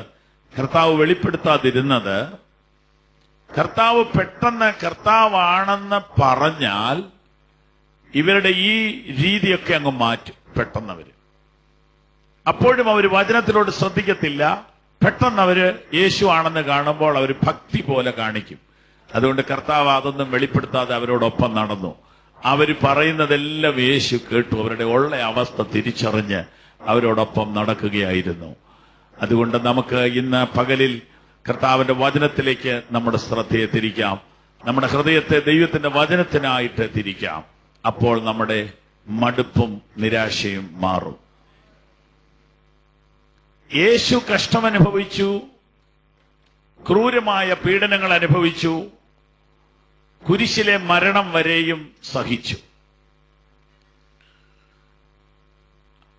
അതിനുശേഷമാണ് യേശു ഉയർത്തെഴുന്നേറ്റത്. ഇത് അവരെ പഠിപ്പിക്കുന്ന പാഠം ഇതാണ്: ക്രിസ്തു മഹത്വത്തിലേക്ക് പോയത് കഷ്ടതയുടെ വഴിയിലൂടെയാണ്. അങ്ങനെയാണെങ്കിൽ ക്രിസ്ത്യാനിയും മഹത്വത്തിലേക്ക് പോകുന്നത് കഷ്ടതയുടെ വഴിയിൽ കൂടിയാണ്. കഷ്ടത, പ്രതികൂലങ്ങൾ, പ്രയാസങ്ങൾ, ബുദ്ധിമുട്ടുകൾ, ഞെരുക്കങ്ങൾ ഇവയില്ലാത്ത ഒരു ക്രിസ്തീയ ജീവിതം പ്രതീക്ഷിക്കരുത്. അത് യേശു പഠിപ്പിച്ചിട്ടില്ല. യേശു പഠിപ്പിച്ച ക്രിസ്തീയ ജീവിതത്തിനകത്ത് പ്രയാസങ്ങളുടെ ഒരു കാലഘട്ടം ഉണ്ട്. റോമാലേഖനം 5-ാം അധ്യായം 1 മുതൽ വായിക്കുക.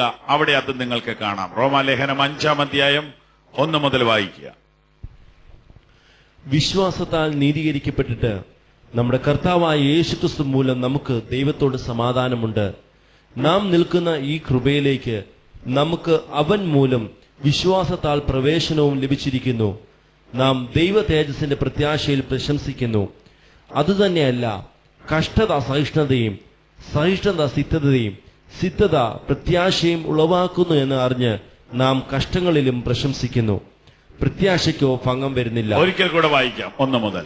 വിശ്വാസത്താൽ നീതീകരിക്കപ്പെട്ടിട്ട് നമ്മുടെ കർത്താവായ യേശുക്രിസ്തു മൂലം നമുക്ക് ദൈവത്തോട് സമാധാനമുണ്ട്.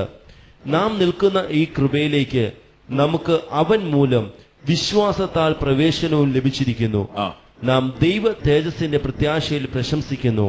അതുതന്നെയല്ല, കഷ്ടത സഹിഷ്ണുതയും, സഹിഷ്ണുത സിദ്ധതയും, സിദ്ധത പ്രത്യാശയും ഉളവാക്കുന്നു എന്ന് അറിഞ്ഞ് നാം കഷ്ടങ്ങളിലും പ്രശംസിക്കുന്നു. നോക്കൂ, യേശുക്രിസ്തുവിലുള്ള വിശ്വാസത്താൽ നീതീകരിക്കപ്പെട്ടിട്ട് ദൈവകൃപയിലേക്ക് വന്ന് ഒരു വിശ്വാസിയായി ജീവിക്കുമ്പോൾ തുടർന്ന് എഴുതിയിരിക്കുകയാണ്: കഷ്ടത സഹിഷ്ണുതയെയും, സഹിഷ്ണുത സിദ്ധതയെയും, സിദ്ധത പ്രത്യാശയെയും ഉളവാക്കുന്നു എന്ന് അറിഞ്ഞ് നാം കഷ്ടങ്ങളിലും പ്രശംസിക്കുന്നു. എന്താണ് ആ വചനത്തിന്റെ അർത്ഥം? യേശുവിൽ വിശ്വസിച്ചതിനാൽ, കൃപയിലേക്ക് വന്നതിനാൽ, പാപമോചനം പ്രാപിച്ചതിനാൽ കഷ്ടത മാറുകയല്ല, കഷ്ടതയെക്കുറിച്ചുള്ള അറിവ് മാറുകയാണ്. കഷ്ടത സഹിഷ്ണുതയെയും, സഹിഷ്ണുത സിദ്ധതയെയും, സിദ്ധത പ്രത്യാശയും ഉളവാക്കുന്നു എന്ന് അറിയുന്നു. അങ്ങനെ അറിഞ്ഞതിനാൽ കഷ്ടങ്ങളിൽ പ്രശംസിക്കുന്നു. ഇതിനു മുമ്പ് ഒരു കഷ്ടത വന്നാൽ ആ കഷ്ടതയിൽ പ്രശംസിക്കുകയല്ല, ആ കഷ്ടതയിൽ പതറുകയോ പ്രാകുകയോ ആണ് ചെയ്തുകൊണ്ടിരുന്നത്. എന്നാൽ ഇപ്പോൾ മനസ്സിലായി, ഈ കഷ്ടത എനിക്ക് നന്മയ്ക്ക് വേണ്ടിയാണ്. ഈ കഷ്ടത ദൈവം അറിഞ്ഞിട്ടാണ് എനിക്ക് വന്നത്. ഇതിനകത്തൂടെ ദൈവം എന്നെ പുതിയ ഒരു പാഠത്തിലേക്ക് നടത്തുകയാണ്. ശ്രേഷ്ഠമായ ഒരു അനുഭവത്തിലേക്ക് ദൈവം എന്നെ നയിക്കും എന്ന ഒരു വിശ്വാസം അകത്ത് വന്നതിനാൽ അവൻ കഷ്ടങ്ങളിലും പ്രശംസിക്കാനും ദൈവത്തെ സ്തുതിക്കുവാനും തുടങ്ങി. ഇതാണ് ഈ പാഠത്തിൽ നിന്ന് കർത്താവ് നമ്മെ പഠിപ്പിക്കുന്നത്. യേശു കർത്താവ് മഹത്വത്തിലേക്ക് പോയത് കഷ്ടതയിലൂടെ പാതയിലാണെങ്കിൽ നമുക്കും മഹത്വത്തിലേക്ക് പോകുവാൻ കഷ്ടതയുടെ പാത മാത്രമേ ഉള്ളൂ. ഇതാണ് ക്രിസ്തു നമ്മെ പഠിപ്പിച്ച പാഠം. വ്യക്തിപരമായ ജീവിതത്തിൽ കഷ്ടതയുടെയും വേദനയുടെയും നാളുകൾ എല്ലാ ഭക്തന്മാർക്കും ഉണ്ടായിട്ടുണ്ട്. എന്നാൽ അത് നമ്മെ കൂടുതൽ ദൈവത്തോട് അടുപ്പിക്കുന്നതായിട്ടേ തീരുകയുള്ളൂ. അത് കൂടുതൽ നന്മയായിട്ടാണ് ഭവിക്കുന്നത്. യഥാർത്ഥ ഭക്തന്മാരെല്ലാം കഷ്ടതയുടെ നടുവിലാണ് യഥാർത്ഥത്തിൽ ക്രിസ്തീയ സത്യങ്ങളെല്ലാം തിരിച്ചറിഞ്ഞത്. അതെ, ഈ എമ്മൗസിലേക്ക് പോയ ശിഷ്യന്മാരോട് കൂടെ നടന്ന് യേശു പഠിപ്പിച്ച പ്രധാനപ്പെട്ട പാഠം ഇതാണ്: കഷ്ടതയിലൂടെയാണ് മഹത്വത്തിലേക്കുള്ള വഴി. ഈ ഭൂമിയിൽ മാത്രം ജീവിക്കുന്ന ഒരു ജീവിതത്തിന് വേണ്ടിയല്ല യേശു നമ്മെ വിളിച്ചത്. ഈ ഭൂമിയിൽ മാത്രം ജീവിക്കുന്ന ഒരു ജീവിതമാണെങ്കിൽ കഷ്ടതയ്ക്ക് യാതൊരു അർത്ഥവുമില്ല. ഈ ഭൂമിക്കപ്പുറത്ത് ഒരു നിത്യജീവിതം, നിത്യജീവന്റെ അനുഭവം, കർത്താവിനോടുകൂടെയുള്ളൊരു വാസം കർത്താവ് നമുക്ക് വേണ്ടി വെച്ചിരിക്കുന്നു എന്നുള്ളത് കൊണ്ടാണ് ഈ കഷ്ടതയുടെ പാത അർത്ഥമുള്ളതായി തീരുന്നത്. അതും കൂടെ ഈ യാത്രയിൽ യേശു കർത്താവ് അവരെ പഠിപ്പിക്കുകയാണ്. അത് പഠിപ്പിച്ച് പോയി അവരുടെ വീടിന്റെ അടുത്തെത്തിയപ്പോഴാണ് യേശു അവരെ വിട്ട് അല്പം മുമ്പോട്ട് പോയത്. യേശു അവരെ വിട്ട് മുമ്പോട്ട് പോയപ്പോൾ ബൈബിളിൽ എഴുതിയിരിക്കുന്നത് മുമ്പോട്ട് പോകുന്ന ഭാവം കാണിച്ചു എന്നാണ്, മുമ്പോട്ട് പോയി എന്നല്ല. യേശു അവരെ വിട്ട് അല്പം മുമ്പോട്ട് പോയി. ആ ഭാഗം വായിക്കുമ്പോൾ മുമ്പോട്ട് പോകുന്ന ഭാവം കാണിച്ചു എന്നാണ് എഴുതിയിരിക്കുന്നത്. എന്ന് പറഞ്ഞാൽ യേശു പോകാൻ വേണ്ടിയല്ല, പോകുന്നത് പോലെ അവർക്ക് തോന്നിപ്പിച്ചു എന്നാണ് എഴുതിയിരിക്കുന്നത്.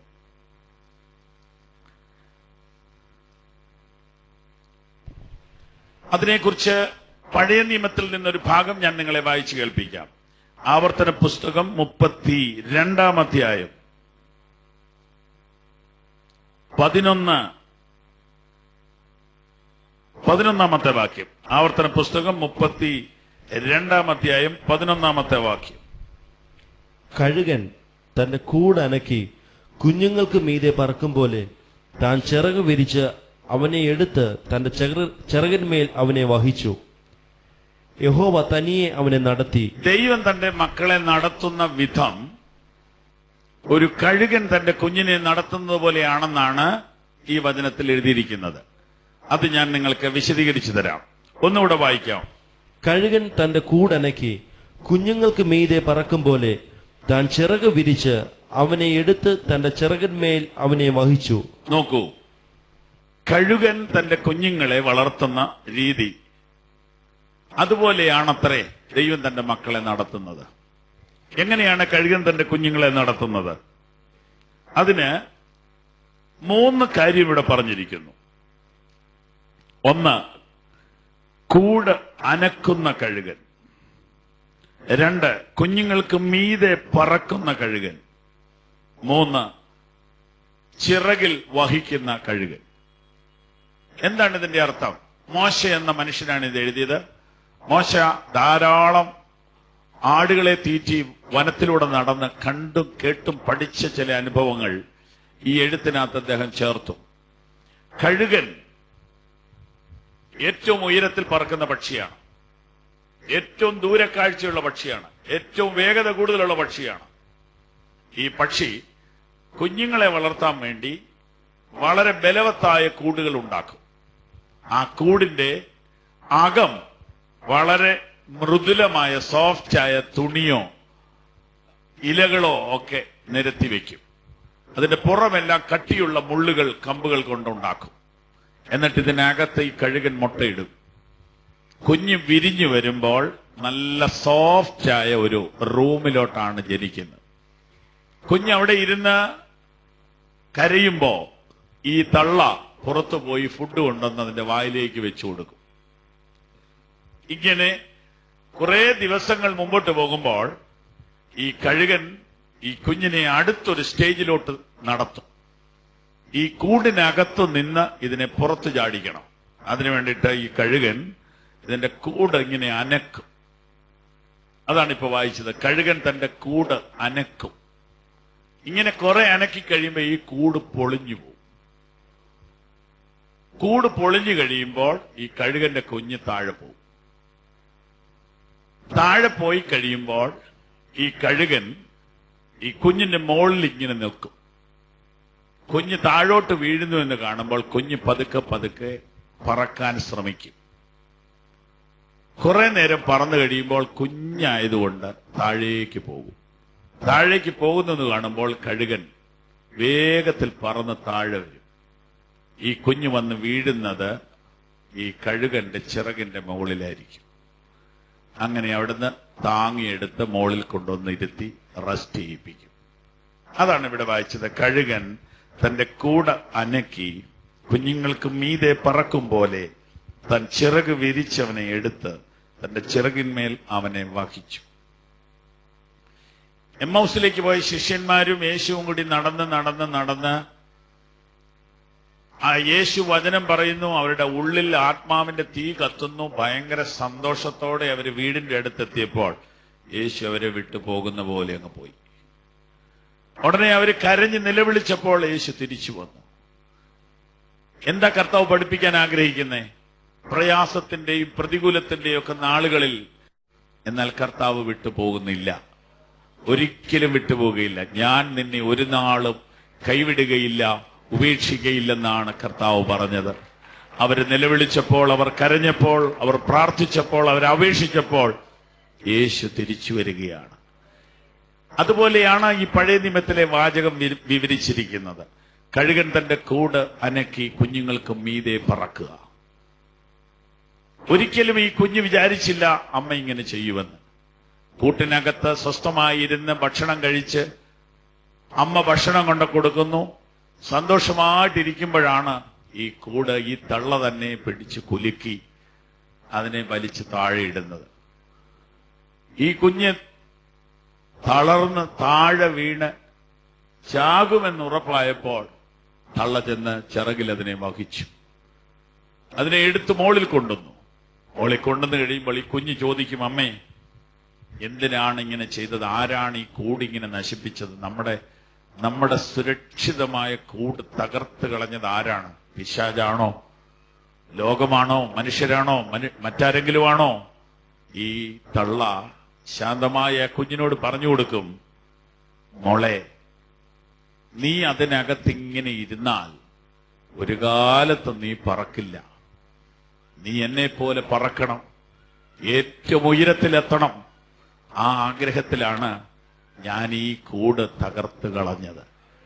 കഷ്ടതയുടെ നാളുകൾ, പ്രതികൂലത്തിന്റെ നാളുകൾ, പ്രയാസത്തിന്റെ ദിവസങ്ങൾ കർത്താവ് നമുക്ക് തരുന്നത് നാം സാധാരണക്കാരായി തുടരുവാനല്ല, നാം അതിനപ്പുറത്തേക്ക് ഉയരുവാൻ ദൈവം നമ്മെക്കുറിച്ച് ആഗ്രഹിക്കുന്നത് കൊണ്ടാണ്. അതെ, കഴുകനെ പോലെ നാം ചിറകടിച്ച് ഉയരേണ്ടവരാണ്. കഴുകനെ പോലെ ചിറകടിച്ച് ഉയരുവാൻ ഒരു പരിശീലനത്തിന്റെ നാളുകൾ കർത്താവ് നമുക്ക് തരുന്നു. ഇതാണ് ഈ പാഠത്തിൽ കർത്താവ് നമ്മെ പഠിപ്പിക്കുന്നത്.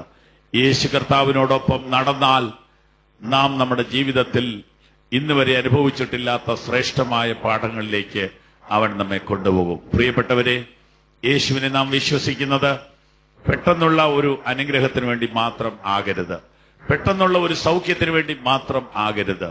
നിത്യതയെക്കുറിച്ചുള്ള ഒരു കാഴ്ചപ്പാട് നമുക്ക് തരുവാനത്രേ യേശു ലോകത്തിൽ വന്നത്. കർത്താവ് നമ്മെ വിളിച്ചതും, കർത്താവ് നമ്മെ സ്നേഹിച്ചതും, കർത്താവ് നമ്മോടൊപ്പം വന്നതും, കർത്താവ് നമുക്ക് വേണ്ടി മരിച്ചതും, കർത്താവ് നമ്മെ ഈ സത്യത്തിലേക്ക് നയിച്ചതും ഇവിടുത്തെ 70 കൊല്ലത്തിന് വേണ്ടി അല്ല. ഇവിടെ കൂടിപ്പോയാൽ 50 കൊല്ലം, 60 കൊല്ലം, 70 കൊല്ലമേ നമുക്ക് ലഭിക്കുകയുള്ളൂ. ഇതിനപ്പുറത്ത് നിത്യമായ ജീവിതത്തെക്കുറിച്ചുള്ള വ്യക്തമായ ബോധ്യം നമുക്ക് തരുവാനത്രേ യേശു കർത്താവ് ലോകത്തിൽ വന്നത്. ഞാൻ നിങ്ങളെ വായിച്ചു കേൾപ്പിക്കാം. 1 യോഹന്നാൻ 3-ാം അധ്യായം 1 മുതൽ വായിക്കുന്നത് കേട്ടാലും. 1 യോഹന്നാൻ 3-ാം അധ്യായം 1 മുതൽ. കാൺമീൻ, നാം ദൈവമക്കൾ എന്ന് വിളിക്കപ്പെടുവാൻ പിതാവ് നമുക്ക് എത്ര വലിയ സ്നേഹം നൽകിയിരിക്കുന്നു. അങ്ങനെ തന്നെ നാം ആകുന്നു.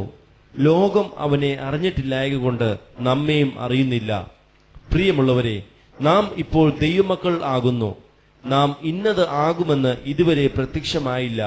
അവൻ പ്രത്യക്ഷനാകുമ്പോൾ നാം അവനെ താൻ ഇരിക്കും പോലെ തന്നെ കാണുന്നതാകൊണ്ട് അവനോട് സദൃശന്മാർ ആകുമെന്ന് നാം അറിയുന്നു. അവനോട് സദൃശന്മാരാകും എന്ന് നാം അറിയുന്നു. അവൻ പ്രത്യക്ഷനാകുമ്പോൾ നാം അവനെ താനിരിക്കും പോലെ തന്നെ കാണുന്നതാകൊണ്ട് അവനോട് സദൃശന്മാരാകും എന്ന് നാം അറിയുന്നു. ഈ വാക്യം ഞാൻ ആദ്യം വായിച്ചപ്പോൾ ഞാൻ ഞെട്ടിപ്പോയി, ഞാൻ അത്ഭുതപ്പെട്ടു പോയി. യേശുവിനെ പോലെ ഞാനാകുമോ? ഇതിങ്ങനെ തന്നെയാണോ ഇതിന്റെ അർത്ഥം? പിന്നെയും ഞാൻ വേദപുസ്തകം വായിച്ചു, അറിയാവുന്നവരോട് ചോദിച്ചു. വളരെ വർഷങ്ങൾക്ക് മുമ്പ് എനിക്ക് വലിയ അത്ഭുതം തോന്നി ഇത് വായിച്ചപ്പോൾ. പ്രിയമുള്ളവരെ, നാം ഇപ്പോൾ ദൈവമക്കളാകുന്നു. നാം ഇന്നതാകുമെന്ന് ഇതുവരെ പ്രത്യക്ഷമായിട്ടില്ല. അവൻ പ്രത്യക്ഷനാകുമ്പോൾ നാം അവനെ താനിരിക്കും പോലെ തന്നെ കാണുന്നതാകൊണ്ട് അവനോട് സദൃശന്മാരാകും. അതെ, കർത്താവിനോട് നാം സദൃശന്മാരാകും. നാം യേശുവിനെ പോലെയാകും. ഞാൻ യേശുവിനെ പോലെയാകും. എപ്പോൾ? യേശു മടങ്ങി വരുമ്പോൾ. അതെന്റെ വല്ലാതെ കണ്ണു തുറപ്പിച്ചു. അങ്ങനെയാണെങ്കിൽ നമ്മിൽ വെളിപ്പെടുവാനുള്ള തേജസ് വിചാരിച്ചാൽ ഈ കാലത്തിലെ കഷ്ടങ്ങൾ സാരമില്ല എന്ന വാക്യത്തിന്റെ അർത്ഥവും അപ്പോഴാണ് എനിക്ക് മനസ്സിലായത്. ഈ അടുത്ത കാലത്തൊക്കെ യേശു കർത്താവിലേക്ക് വന്നുകൊണ്ടിരിക്കുന്ന സഹോദരങ്ങളെ, ബൈബിൾ സത്യങ്ങൾ വിശ്വസിക്കുവാൻ ആരംഭിച്ചിരിക്കുന്ന സഹോദരിമാരെ, പ്രാർത്ഥനയ്ക്കായിട്ടും കൂട്ടായ്മയ്ക്കായിട്ടും ഈ പുതിയ കാലങ്ങളിൽ, ഈ അടുത്ത കാലങ്ങളിൽ വന്നു തുടങ്ങിയിട്ടുള്ള സഹോദരി സഹോദരന്മാരെ, നിങ്ങളൊരു വലിയ സത്യം അറിയണം. ഇന്ന് നമ്മൾ യേശുവിനോട് പ്രാർത്ഥിക്കുക, കർത്താവേ, എനിക്ക് രോഗം മാറ്റിത്തരണമേ, എന്റെ ശാപം മാറ്റിത്തരണമേ, എന്റെ പ്രയാസം മാറ്റിത്തരണമേ, എന്റെ മക്കളെ രക്ഷിക്കണമേ, എന്റെ കുഞ്ഞിനെ സൗഖ്യമാക്കണമേ. അതൊക്കെ കർത്താവ് നമുക്ക് തന്നുകൊണ്ടിരിക്കുക. എന്നാൽ നിങ്ങൾ യേശുവിനെ പോലെ ആകും, അതിനുവേണ്ടിയാണ് കർത്താവ് നിങ്ങളെ വിളിച്ചത് എന്ന സത്യം നിങ്ങൾ അറിഞ്ഞിട്ടുണ്ടോ? ഈ 3 ദിവസം മുമ്പ് മൂവാറ്റുപുഴയിൽ നടന്ന ഒരു കൺവെൻഷനിൽ തീർന്നപ്പോൾ ഒരു സ്ത്രീ ഓടി സ്റ്റേജിലോട്ട് കയറി വന്നിട്ട് പറഞ്ഞു, പാസ്റ്ററെ, എന്റെ മകന് 33 വയസ്സുണ്ട്. അവൻ ഒരു മരം വെട്ട് തൊഴിലാളിയാണ്. അവൻ ഒരു ദിവസം 1000 രൂപയ്ക്ക് പണിയെടുക്കും, 1000 രൂപയ്ക്കും കള്ളു കുടിക്കും. അങ്ങനെ കഴിഞ്ഞ ദിവസം കുടിച്ചേച്ച് ഒരു മോട്ടോർ സൈക്കിളെ പോയി ഒരു മരത്തിലേക്ക് ഇടിച്ച് അവന്റെ കൈയെല്ലാം ഒടിഞ്ഞ് അവൻ വീട്ടിൽ കിടക്കുക. ആരും അവനെ നോക്കാനില്ല. ഇന്ന് ഈ യോഗം നടന്നുകൊണ്ടിരിക്കുമ്പോ എന്റെ മനസ്സിൽ തോന്നി, പാസ്റ്റർ വീട്ടിൽ, ഈ തൊട്ടടുത്ത എന്റെ വീട്, എന്റെ മോനെ ഒറ്റ ഉപദേശിമാരെയും വീട്ടിൽ കയറ്റത്തില്ല, ആരെയും കൊണ്ടും പ്രാർത്ഥിക്കത്തില്ല. പക്ഷെ ഇന്ന് എനിക്ക് തോന്നുന്നു അവനിപ്പോ വീട്ടിൽ ഇരുന്ന് കേൾക്കാ ഈ യോഗം. പാസ്റ്റർ എന്റെ കൂടി ഒന്ന് വരാമോ, അവന് വേണ്ടി ഒന്ന് പ്രാർത്ഥിക്കാമോ? ആ യോഗം നടത്തിയ ദൈവദാസന്മാരെ ഞാൻ വിളിച്ചിട്ട് നേരെ ആ സ്ഥലത്ത് ആ വീട്ടിലേക്ക് പോയി. അവിടെ ചെന്നപ്പോൾ കയ്യും കാലും എല്ലാം പ്ലാസ്റ്റർ ഇട്ട് ഈ ചെറുക്കൻ അവിടെ കിടപ്പുണ്ട്. ഞങ്ങളെ കണ്ടപടി അവൻ പേടിച്ചുപോയി. ഞാൻ ചോദിച്ചു, ഞാൻ തനിക്ക് വേണ്ടി ഒന്ന് പ്രാർത്ഥിക്കട്ടെ? അപ്പൊ അവൻ എഴുന്നേറ്റ് നിന്നു. ഞാൻ അവന് വേണ്ടി പ്രാർത്ഥിച്ചു. അവന് ഒരു മാറ്റം ദൈവം വരുത്തി. അവന്റെ ജീവിതത്തിൽ ഒരു മാറ്റം വന്നു. നിശ്ചയമായിട്ട് അവന്റെ ജീവിതത്തിൽ ഒരു മാറ്റം വന്നു. ഞാൻ അവന്റെ അമ്മയെ കുറെ കാര്യങ്ങൾ പറഞ്ഞ് മനസ്സിലാക്കിയിട്ട് അവിടുന്ന് പോന്നു. 2 ദിവസം കഴിഞ്ഞപ്പോൾ അവിടുത്തെ ശുശ്രൂഷകൻ എന്നെ വിളിച്ചു പറഞ്ഞു, ആ ചെറുപ്പക്കാരന് വലിയ മാറ്റമുണ്ടെന്ന്. പ്രിയപ്പെട്ടവരെ, ഈ മാറ്റം, ആ മാറ്റം ഓരോ ദിവസം കഴിയും തോറും എവിടേക്കാ പോകുന്നതെന്നറിയാമോ? നാം യേശുവിനെ പോലെ ആകുവാൻ വേണ്ടിയാണ് കർത്താവ് ലോകത്തിൽ വന്നത്. അതിനുവേണ്ടിയാണ് കർത്താവ് നമ്മെ സ്നേഹിച്ചത്. എന്നാൽ ഈ ഒരു മദ്യപാനം മാറി, ഈ ഒരു രോഗം മാറി, ഈ ഒരു ആക്സിഡന്റിന്റെ വിഷമം മാറി, അതുമാത്രം മതിയെങ്കിൽ അതുകൊണ്ട് പോകാം ആളുകൾക്ക്. വീണ്ടും പാപത്തിൽ ജീവിച്ച് വീണ്ടും ഒരു സാധാരണ മനുഷ്യനായി നിങ്ങളുടെ ജീവിതം അവസാനിപ്പിക്കാം. എന്നാൽ അതിനല്ല യേശു കർത്താവ് ലോകത്തിൽ വന്നത്. യേശു കർത്താവ് ലോകത്തിൽ വന്നത് ഈ മരണത്തിനപ്പുറത്ത്, ഈ മണ്ണിനപ്പുറത്ത് ഒരു നിത്യതയെക്കുറിച്ച് നിങ്ങളോട് പറയുവാനാണ്. കാൺമീൻ, നാം ദൈവമക്കളെന്ന് വിളിക്കപ്പെടുവാൻ പിതാവ് നമുക്ക് എത്ര വലിയ സ്നേഹം നൽകിയിരിക്കുന്നു. അങ്ങനെ തന്നെ നാം ആകുന്നു. ലോകം അവനെ അറിഞ്ഞിട്ടില്ലാത്തതുകൊണ്ട് നമ്മയും അറിയുന്നില്ല. എന്നാൽ നാം ഇപ്പോൾ ദൈവമക്കളാകുന്നു. നാം ഇന്നതാകുമെന്ന് ഇതുവരെ പ്രത്യക്ഷമായിട്ടില്ല. അവൻ പ്രത്യക്ഷനാകുമ്പോൾ നാം അവനെ താനിരിക്കും പോലെ തന്നെ കാണുന്നതാകൊണ്ട് അവനോട് സദൃശന്മാരായി തീരും. പ്രിയപ്പെട്ടവരെ, യേശു കർത്താവ് ഈ ഭൂമിയിൽ വന്നിട്ട് 2000 കൊല്ലം കഴിഞ്ഞു. കർത്താവിന്റെ ജനനത്തെക്കുറിച്ച് എല്ലാവരും ആഘോഷിക്കുന്ന ഒരു ആഴ്ചയാണിത്. നല്ല ക്രിസ്മസ് വിളക്കുകൾ എല്ലാ വീടുകളിലും തൂക്കാൻ തുടങ്ങിയിട്ടുണ്ട്. കർത്താവ് ഭൂമിയിൽ വന്നതിനെ ഓർക്കുകയാണ്. കർത്താവ് ഭൂമിയിൽ വന്ന ഡേറ്റ് ഏതാണെന്ന് ആർക്കും അറിയില്ല. ബൈബിളിൽ എഴുതിയിട്ടില്ല. എന്താ എഴുതാത്തതെന്ന് എനിക്ക് അറിഞ്ഞുകൂടാ. അതിനേക്കാൾ ഒരു കുറേ വർഷങ്ങൾക്ക് മുമ്പ് നടന്ന കാര്യങ്ങളുടെ ഒക്കെ ഡേറ്റ് ബൈബിളിലുണ്ട്. എന്നാൽ യേശുവിന്റെ ജനനത്തിന്റെ ഡേറ്റ് ബൈബിളിലില്ല. എങ്കിലും ഒരു ഡേറ്റ് വെച്ച് നമ്മളിങ്ങനെ ആഘോഷിക്കുക. വാസ്തവത്തിൽ നമ്മൾ യേശുവിന്റെ ജനന ഡേറ്റ് അല്ല ഓർക്കേണ്ടത്, യേശുവിന്റെ മടങ്ങിവരവിന്റെ ഡേറ്റ് ആണ് ഓർക്കേണ്ടത്. നനയാത്ത നേരത്തെ മനുഷ്യപുത്രൻ വരുന്നത് കൊണ്ട് നിങ്ങൾ ഒരുങ്ങിയിരിപ്പീനെന്നാണ് കർത്താവ് പറഞ്ഞത്. കർത്താവ് വന്ന ഡേറ്റിനെ കുറിച്ച് നിങ്ങൾ അത്രത്തോളം ഗൗരവം കൊടുത്തില്ലെങ്കിലും കുഴപ്പമില്ല. എന്നാൽ കർത്താവിന്റെ മടങ്ങിവരവിനെ കുറിച്ച് നിങ്ങൾ വളരെ ഗൗരവത്തോടുകൂടെ ചിന്തിക്കേണ്ടതാണ്. യേശു മടങ്ങി വരാൻ ഉള്ള സമയം ആയിട്ടുണ്ട്. കർത്താവിന്റെ മടങ്ങിവരവിനെ കുറിച്ച് കർത്താവ് പറഞ്ഞപ്പോഴൊക്കെ അതിന്റെ ഡേറ്റ് പറഞ്ഞിട്ടില്ല. നനച്ചിരിക്കാത്ത നേരത്ത്, നനയാത്ത നേരത്ത് മനുഷ്യപുത്രൻ വരും, അതുകൊണ്ട് നിങ്ങൾ ഒരുങ്ങിയിരിപ്പീൻ, നിങ്ങൾ ഉണർന്നിരിപ്പീൻ എന്നാണ് കർത്താവ് പറഞ്ഞത്. അപ്പൊ ഒരു പ്രത്യേകിച്ച് ഒരു ഡേറ്റ് കർത്താവ് ഇതുവരെ ആരോടും പറഞ്ഞിട്ടില്ല എപ്പോഴാ വരുന്നതെന്ന്. പക്ഷേ കർത്താവ് ചില അടയാളങ്ങളൊക്കെ പറഞ്ഞു. ആ അടയാളങ്ങൾ മിക്കവാറും എല്ലാം തന്നെ പൂർത്തിയായിക്കൊണ്ടിരിക്കുകയാണ്. അതിൽ ഒരെണ്ണമേ പൂർത്തിയാകാത്തതുള്ളൂ. സുവിശേഷം എല്ലായിടത്തും എത്തണം, ലോകം മുഴുവനും സുവിശേഷം എത്തണം എന്ന ഒരൊറ്റ കാര്യമേ ബാക്കിയുള്ളൂ. അത് ഇപ്പോൾ വേഗത്തിൽ നടന്നുകൊണ്ടിരിക്കുക. 10,000-കണക്കിന് സ്ഥലങ്ങളിൽ ഇപ്പോൾ പ്രാർത്ഥന നടന്നുകൊണ്ടിരിക്കുക. 10,000-കണക്കിന് സ്ഥലങ്ങളിൽ ഇപ്പോൾ സുവിശേഷ യോഗങ്ങൾ നടന്നുകൊണ്ടിരിക്കുക. ലക്ഷക്കണക്കിന് ആളുകൾ ഇപ്പോൾ സുവിശേഷം കേട്ടുകൊണ്ടിരിക്കുക. ടെലിവിഷനിലൂടെ ലക്ഷക്കണക്കിന് ആളുകൾ വചനം കേട്ടുകൊണ്ടിരിക്കുന്നു. കൺവെൻഷനുകളിൽ 10,000-കണക്കിന് ആളുകൾ വചനം കേട്ടുകൊണ്ടിരിക്കുന്നു.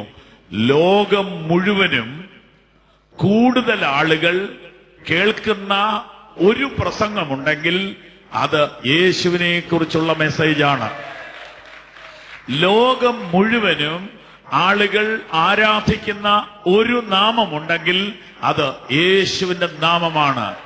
ലോകം മുഴുവനും ആളുകൾ പാടുന്ന ഒരു നാമമുണ്ടെങ്കിൽ അത് യേശുവിന്റെ നാമമാണ്. ലോകം മുഴുവനും ഉയർത്തിപ്പിടിക്കുന്ന ഒരു പുസ്തകമുണ്ടെങ്കിൽ അത് ബൈബിളാണ്. ലോകം മുഴുവനും ആളുകൾ ആരാധിക്കുന്ന ഒരു വ്യക്തിയുണ്ടെങ്കിൽ അത് യേശു മാത്രമാണ്. അതുകൊണ്ട് സുവിശേഷീകരണമായിരുന്നു നിറവേറാനുള്ള ഒരു അടയാളം. കർത്താവ് ഇങ്ങനെ പറഞ്ഞു, ബൈബിൾ ഇങ്ങനെ പറയുന്നു. ചിലർ താമസം എന്ന് വിചാരിക്കുന്നത് പോലെ കർത്താവ് തന്റെ വാഗ്ദത്തം നിവർത്തിപ്പാൻ താമസിക്കുന്നില്ല. ആരും നശിച്ചു പോകാതെ എല്ലാവരും മാനസാന്തരപ്പെടണമെന്ന് ദൈവം ആഗ്രഹിക്കുന്നത് കൊണ്ടാണ് കർത്താവ് വരുവാൻ താമസിക്കുന്നത്. കഴിഞ്ഞ വർഷം യേശു കർത്താവ് മടങ്ങി വന്നെങ്കിൽ നിങ്ങളിൽ പലരും ഉണ്ടാകത്തില്ല. അതുകൊണ്ടാണ് കർത്താവ് കഴിഞ്ഞ വർഷം വരാഞ്ഞത്. ഇപ്പോൾ ഇതുവരെയും വരാത്തത് ചിലരും കൂടെ മാനസാന്തരപ്പെടാൻ വേണ്ടിയാണ്. പുനലൂരിൽ നടക്കുന്ന ഈ കൺവെൻഷനിൽ ചില ആളുകളും കൂടെ രക്ഷിക്കപ്പെടുവാനുണ്ട്, ചില ആളുകളും കൂടെ മാനസാന്തരപ്പെടുവാനുണ്ട്, ചില ആളുകളും കൂടെ യേശുവിന്റെ അടുക്കലേക്ക് വരുവാനുണ്ട്, ചിലരും കൂടെ യേശു കർത്താവിനെ സ്വീകരിക്കുവാനുണ്ട്. അതുകൊണ്ടാണ് ഇതുവരെയും നമ്മുടെ കർത്താവ് വരാതിരുന്നത്. ഇന്നുവരെയും കർത്താവ് വരാതിരുന്നെങ്കിൽ അതിന് കാരണം നിങ്ങളെയും കൂടെ കർത്താവിന്റെ രാജ്യത്തിൽ ചേർക്കുവാനാണ്. കർത്താവിന്റെ മടങ്ങിവരവാണ് ഇനിയും സംഭവിക്കാൻ പോകുന്ന ഏറ്റവും വലിയ സംഭവം. കർത്താവ് മടങ്ങി വരുമ്പോൾ ഇവിടെ യേശു കർത്താവിനെ വിശ്വസിച്ച് അവന്റെ വചനം അനുസരിച്ച് മരിച്ചുപോയ സകല വിശുദ്ധന്മാരും ഉയർത്തെഴുന്നേൽക്കും. ഇപ്പോൾ ജീവിച്ചിരുന്ന് കർത്താവിന്റെ വചനം അനുസരിക്കുന്ന മുഴുവൻ ഭക്തന്മാരും രൂപാന്തരം പ്രാപിക്കും.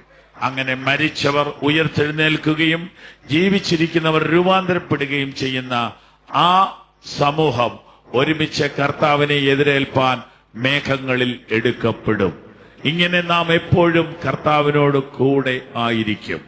അതാണ് യോഹന്നാൻ പറഞ്ഞത്, അവൻ പ്രത്യക്ഷനാകുമ്പോൾ നാം അവനെ താൻ ഇരിക്കും പോലെ തന്നെ കാണുന്നതാകൊണ്ട് അവനോട് സദൃശന്മാരായി തീരും. അവൻ പ്രത്യക്ഷനാകുമ്പോൾ നാം അവനെ താൻ ഇരിക്കും പോലെ തന്നെ കാണുന്നതാകൊണ്ട് അവനോട് സദൃശന്മാരാകും. നമുക്കിന്ന് രോഗശാന്തി ആവശ്യമാണ്, നമുക്കിന്ന് പാപമോചനം ആവശ്യമാണ്. എന്നാൽ അതിനപ്പുറത്തൊരു കാര്യമാണ് ഞാൻ നിങ്ങളോട് പറഞ്ഞുകൊണ്ടിരിക്കുന്നത്. നാം അവനെ പോലെ ആകുവാൻ വേണ്ടിയാണ് അവൻ നമ്മെ പോലെ ഈ ലോകത്തിൽ വന്നത്. ഞാൻ ഇന്നത്തെ സന്ദേശം അവസാനിപ്പിക്കാൻ പോവുകയാണ്. നാം മുഖം വാടിയും തളർന്നും ക്ഷീണിച്ചും നടന്നു പോകുന്ന വഴിയിൽ അവൻ നമ്മിൽ ഒരുവനെ പോലെയായി നമ്മുടെ കൂടെ വന്ന ഭാഗമാണ് ഞാൻ വായിച്ചത്. അവനെ കണ്ടിട്ട് ദൈവമാണെന്ന് അവർക്ക് തോന്നിയില്ല. ഒരു സഹയാത്രികൻ, ഒരു സുഹൃത്ത്, ഒരു സ്നേഹിതൻ, ഒരു മനുഷ്യൻ. അതെ, അവൻ നമ്മെ പോലെയായി. എന്തിനാണെന്നറിയാമോ? നാം അവനെ പോലെയാകുവാൻ വേണ്ടി. അവൻ നമ്മെ പോലെയായി. എന്തിനാണെന്നറിയാമോ?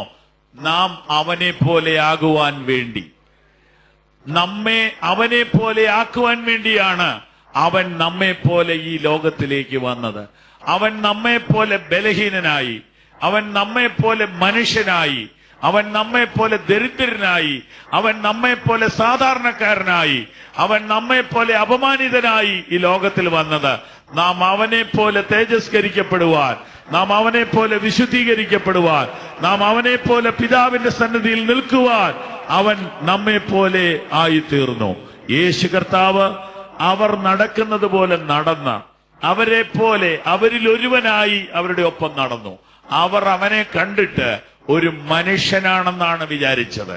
അതിന്റെ അർത്ഥം യേശു നമ്മിൽ ഒരുവനെ പോലെയായി തീർന്നു. എന്തിനാണെന്നറിയാമോ? നാം അവനെ പോലെയാകുവാൻ വേണ്ടി. ഇവിടെ വായിച്ച വചനം ഇങ്ങനെയാണ്: അവൻ പ്രത്യക്ഷനാകുമ്പോൾ നാം അവനെ താനിരിക്കും പോലെ തന്നെ കാണുന്നതാകൊണ്ട് അവനോട് സദൃശന്മാരാകും. ആര് സദൃശന്മാരാകും? എപ്പോൾ സദൃശന്മാരാകും? ഉത്തരം അവിടെയുണ്ട്. ആരാണ് സദൃശന്മാരാകുന്നത്? അവൻ പ്രത്യക്ഷനാകുമ്പോൾ അവനെ കാണുന്നവർ. എപ്പോൾ സദൃശന്മാരാകും? അവൻ മടങ്ങി വരുമ്പോൾ സദൃശന്മാരാകും. ലോകത്തിലുള്ള എല്ലാവരുമല്ല, അവന്റെ മടങ്ങി വരവിൽ അവനെ കാണുന്നവർ അവനോട് സദൃശന്മാരാകും. അവന്റെ മടങ്ങി വരവിൽ അവനെ കാണുന്നവർ അവനോട് സദൃശന്മാരാകും. എല്ലാവരും കാണുകയില്ല. കർത്താവിന്റെ വചനത്തിൽ ഇങ്ങനെ എഴുതിയിരിക്കുന്നു: അന്ന് 2 പേർ ഒരു കിടക്കമേലായിരിക്കും. ഒരാൾ യേശു മടങ്ങി വരുന്നത് കാണും, മറ്റൊരാൾ കാണത്തില്ല. 2 പേർ ഒരു വയലിൽ ജോലി ചെയ്തുകൊണ്ടിരിക്കും. ഒരാൾ എടുക്കപ്പെടും, മറ്റേയാൾ കൈവിടപ്പെടും. 2 പേർ ഒരു തിരികല്ലിൽ പൊടിച്ചുകൊണ്ടിരിക്കും. ഒരാൾ എടുക്കപ്പെട്ടും മറ്റേയാൾ കൈവിടപ്പെടും.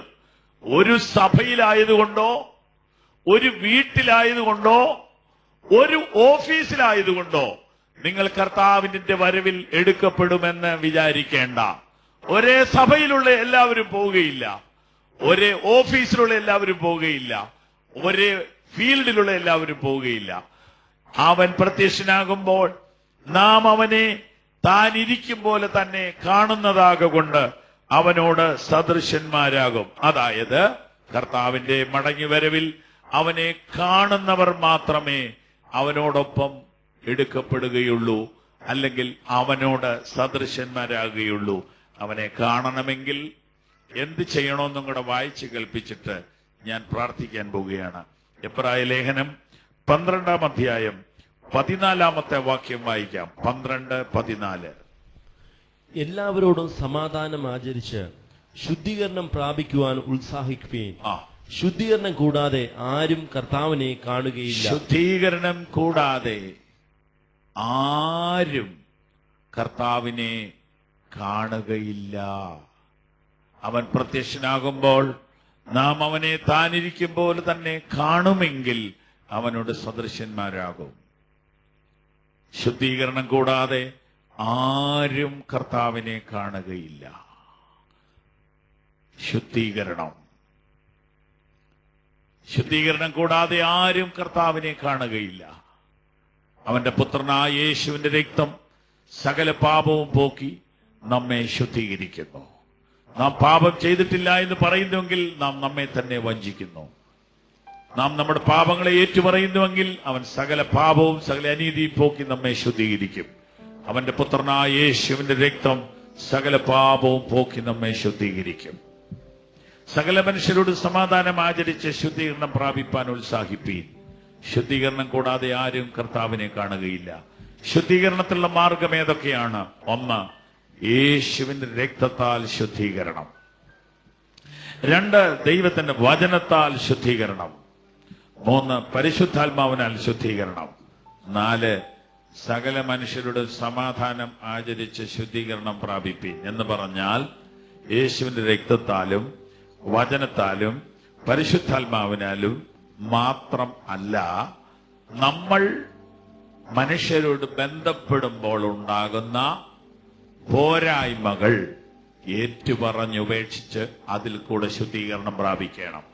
അപ്പനോട്, അമ്മയോട്, ഭാര്യയോട്, അമ്മായിയമ്മയോട്, അമ്മായിയപ്പനോട്, ഭർത്താവിനോട്, പാസ്റ്ററോട് ഒക്കെ ബന്ധപ്പെടുമ്പോൾ അശുദ്ധി സംഭവിക്കുന്നുണ്ട്, പോരായ്മകൾ സംഭവിക്കുന്നുണ്ട്.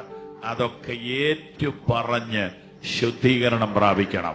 ശുദ്ധീകരണം കൂടാതെ ആരും കർത്താവിനെ കാണുകയില്ല.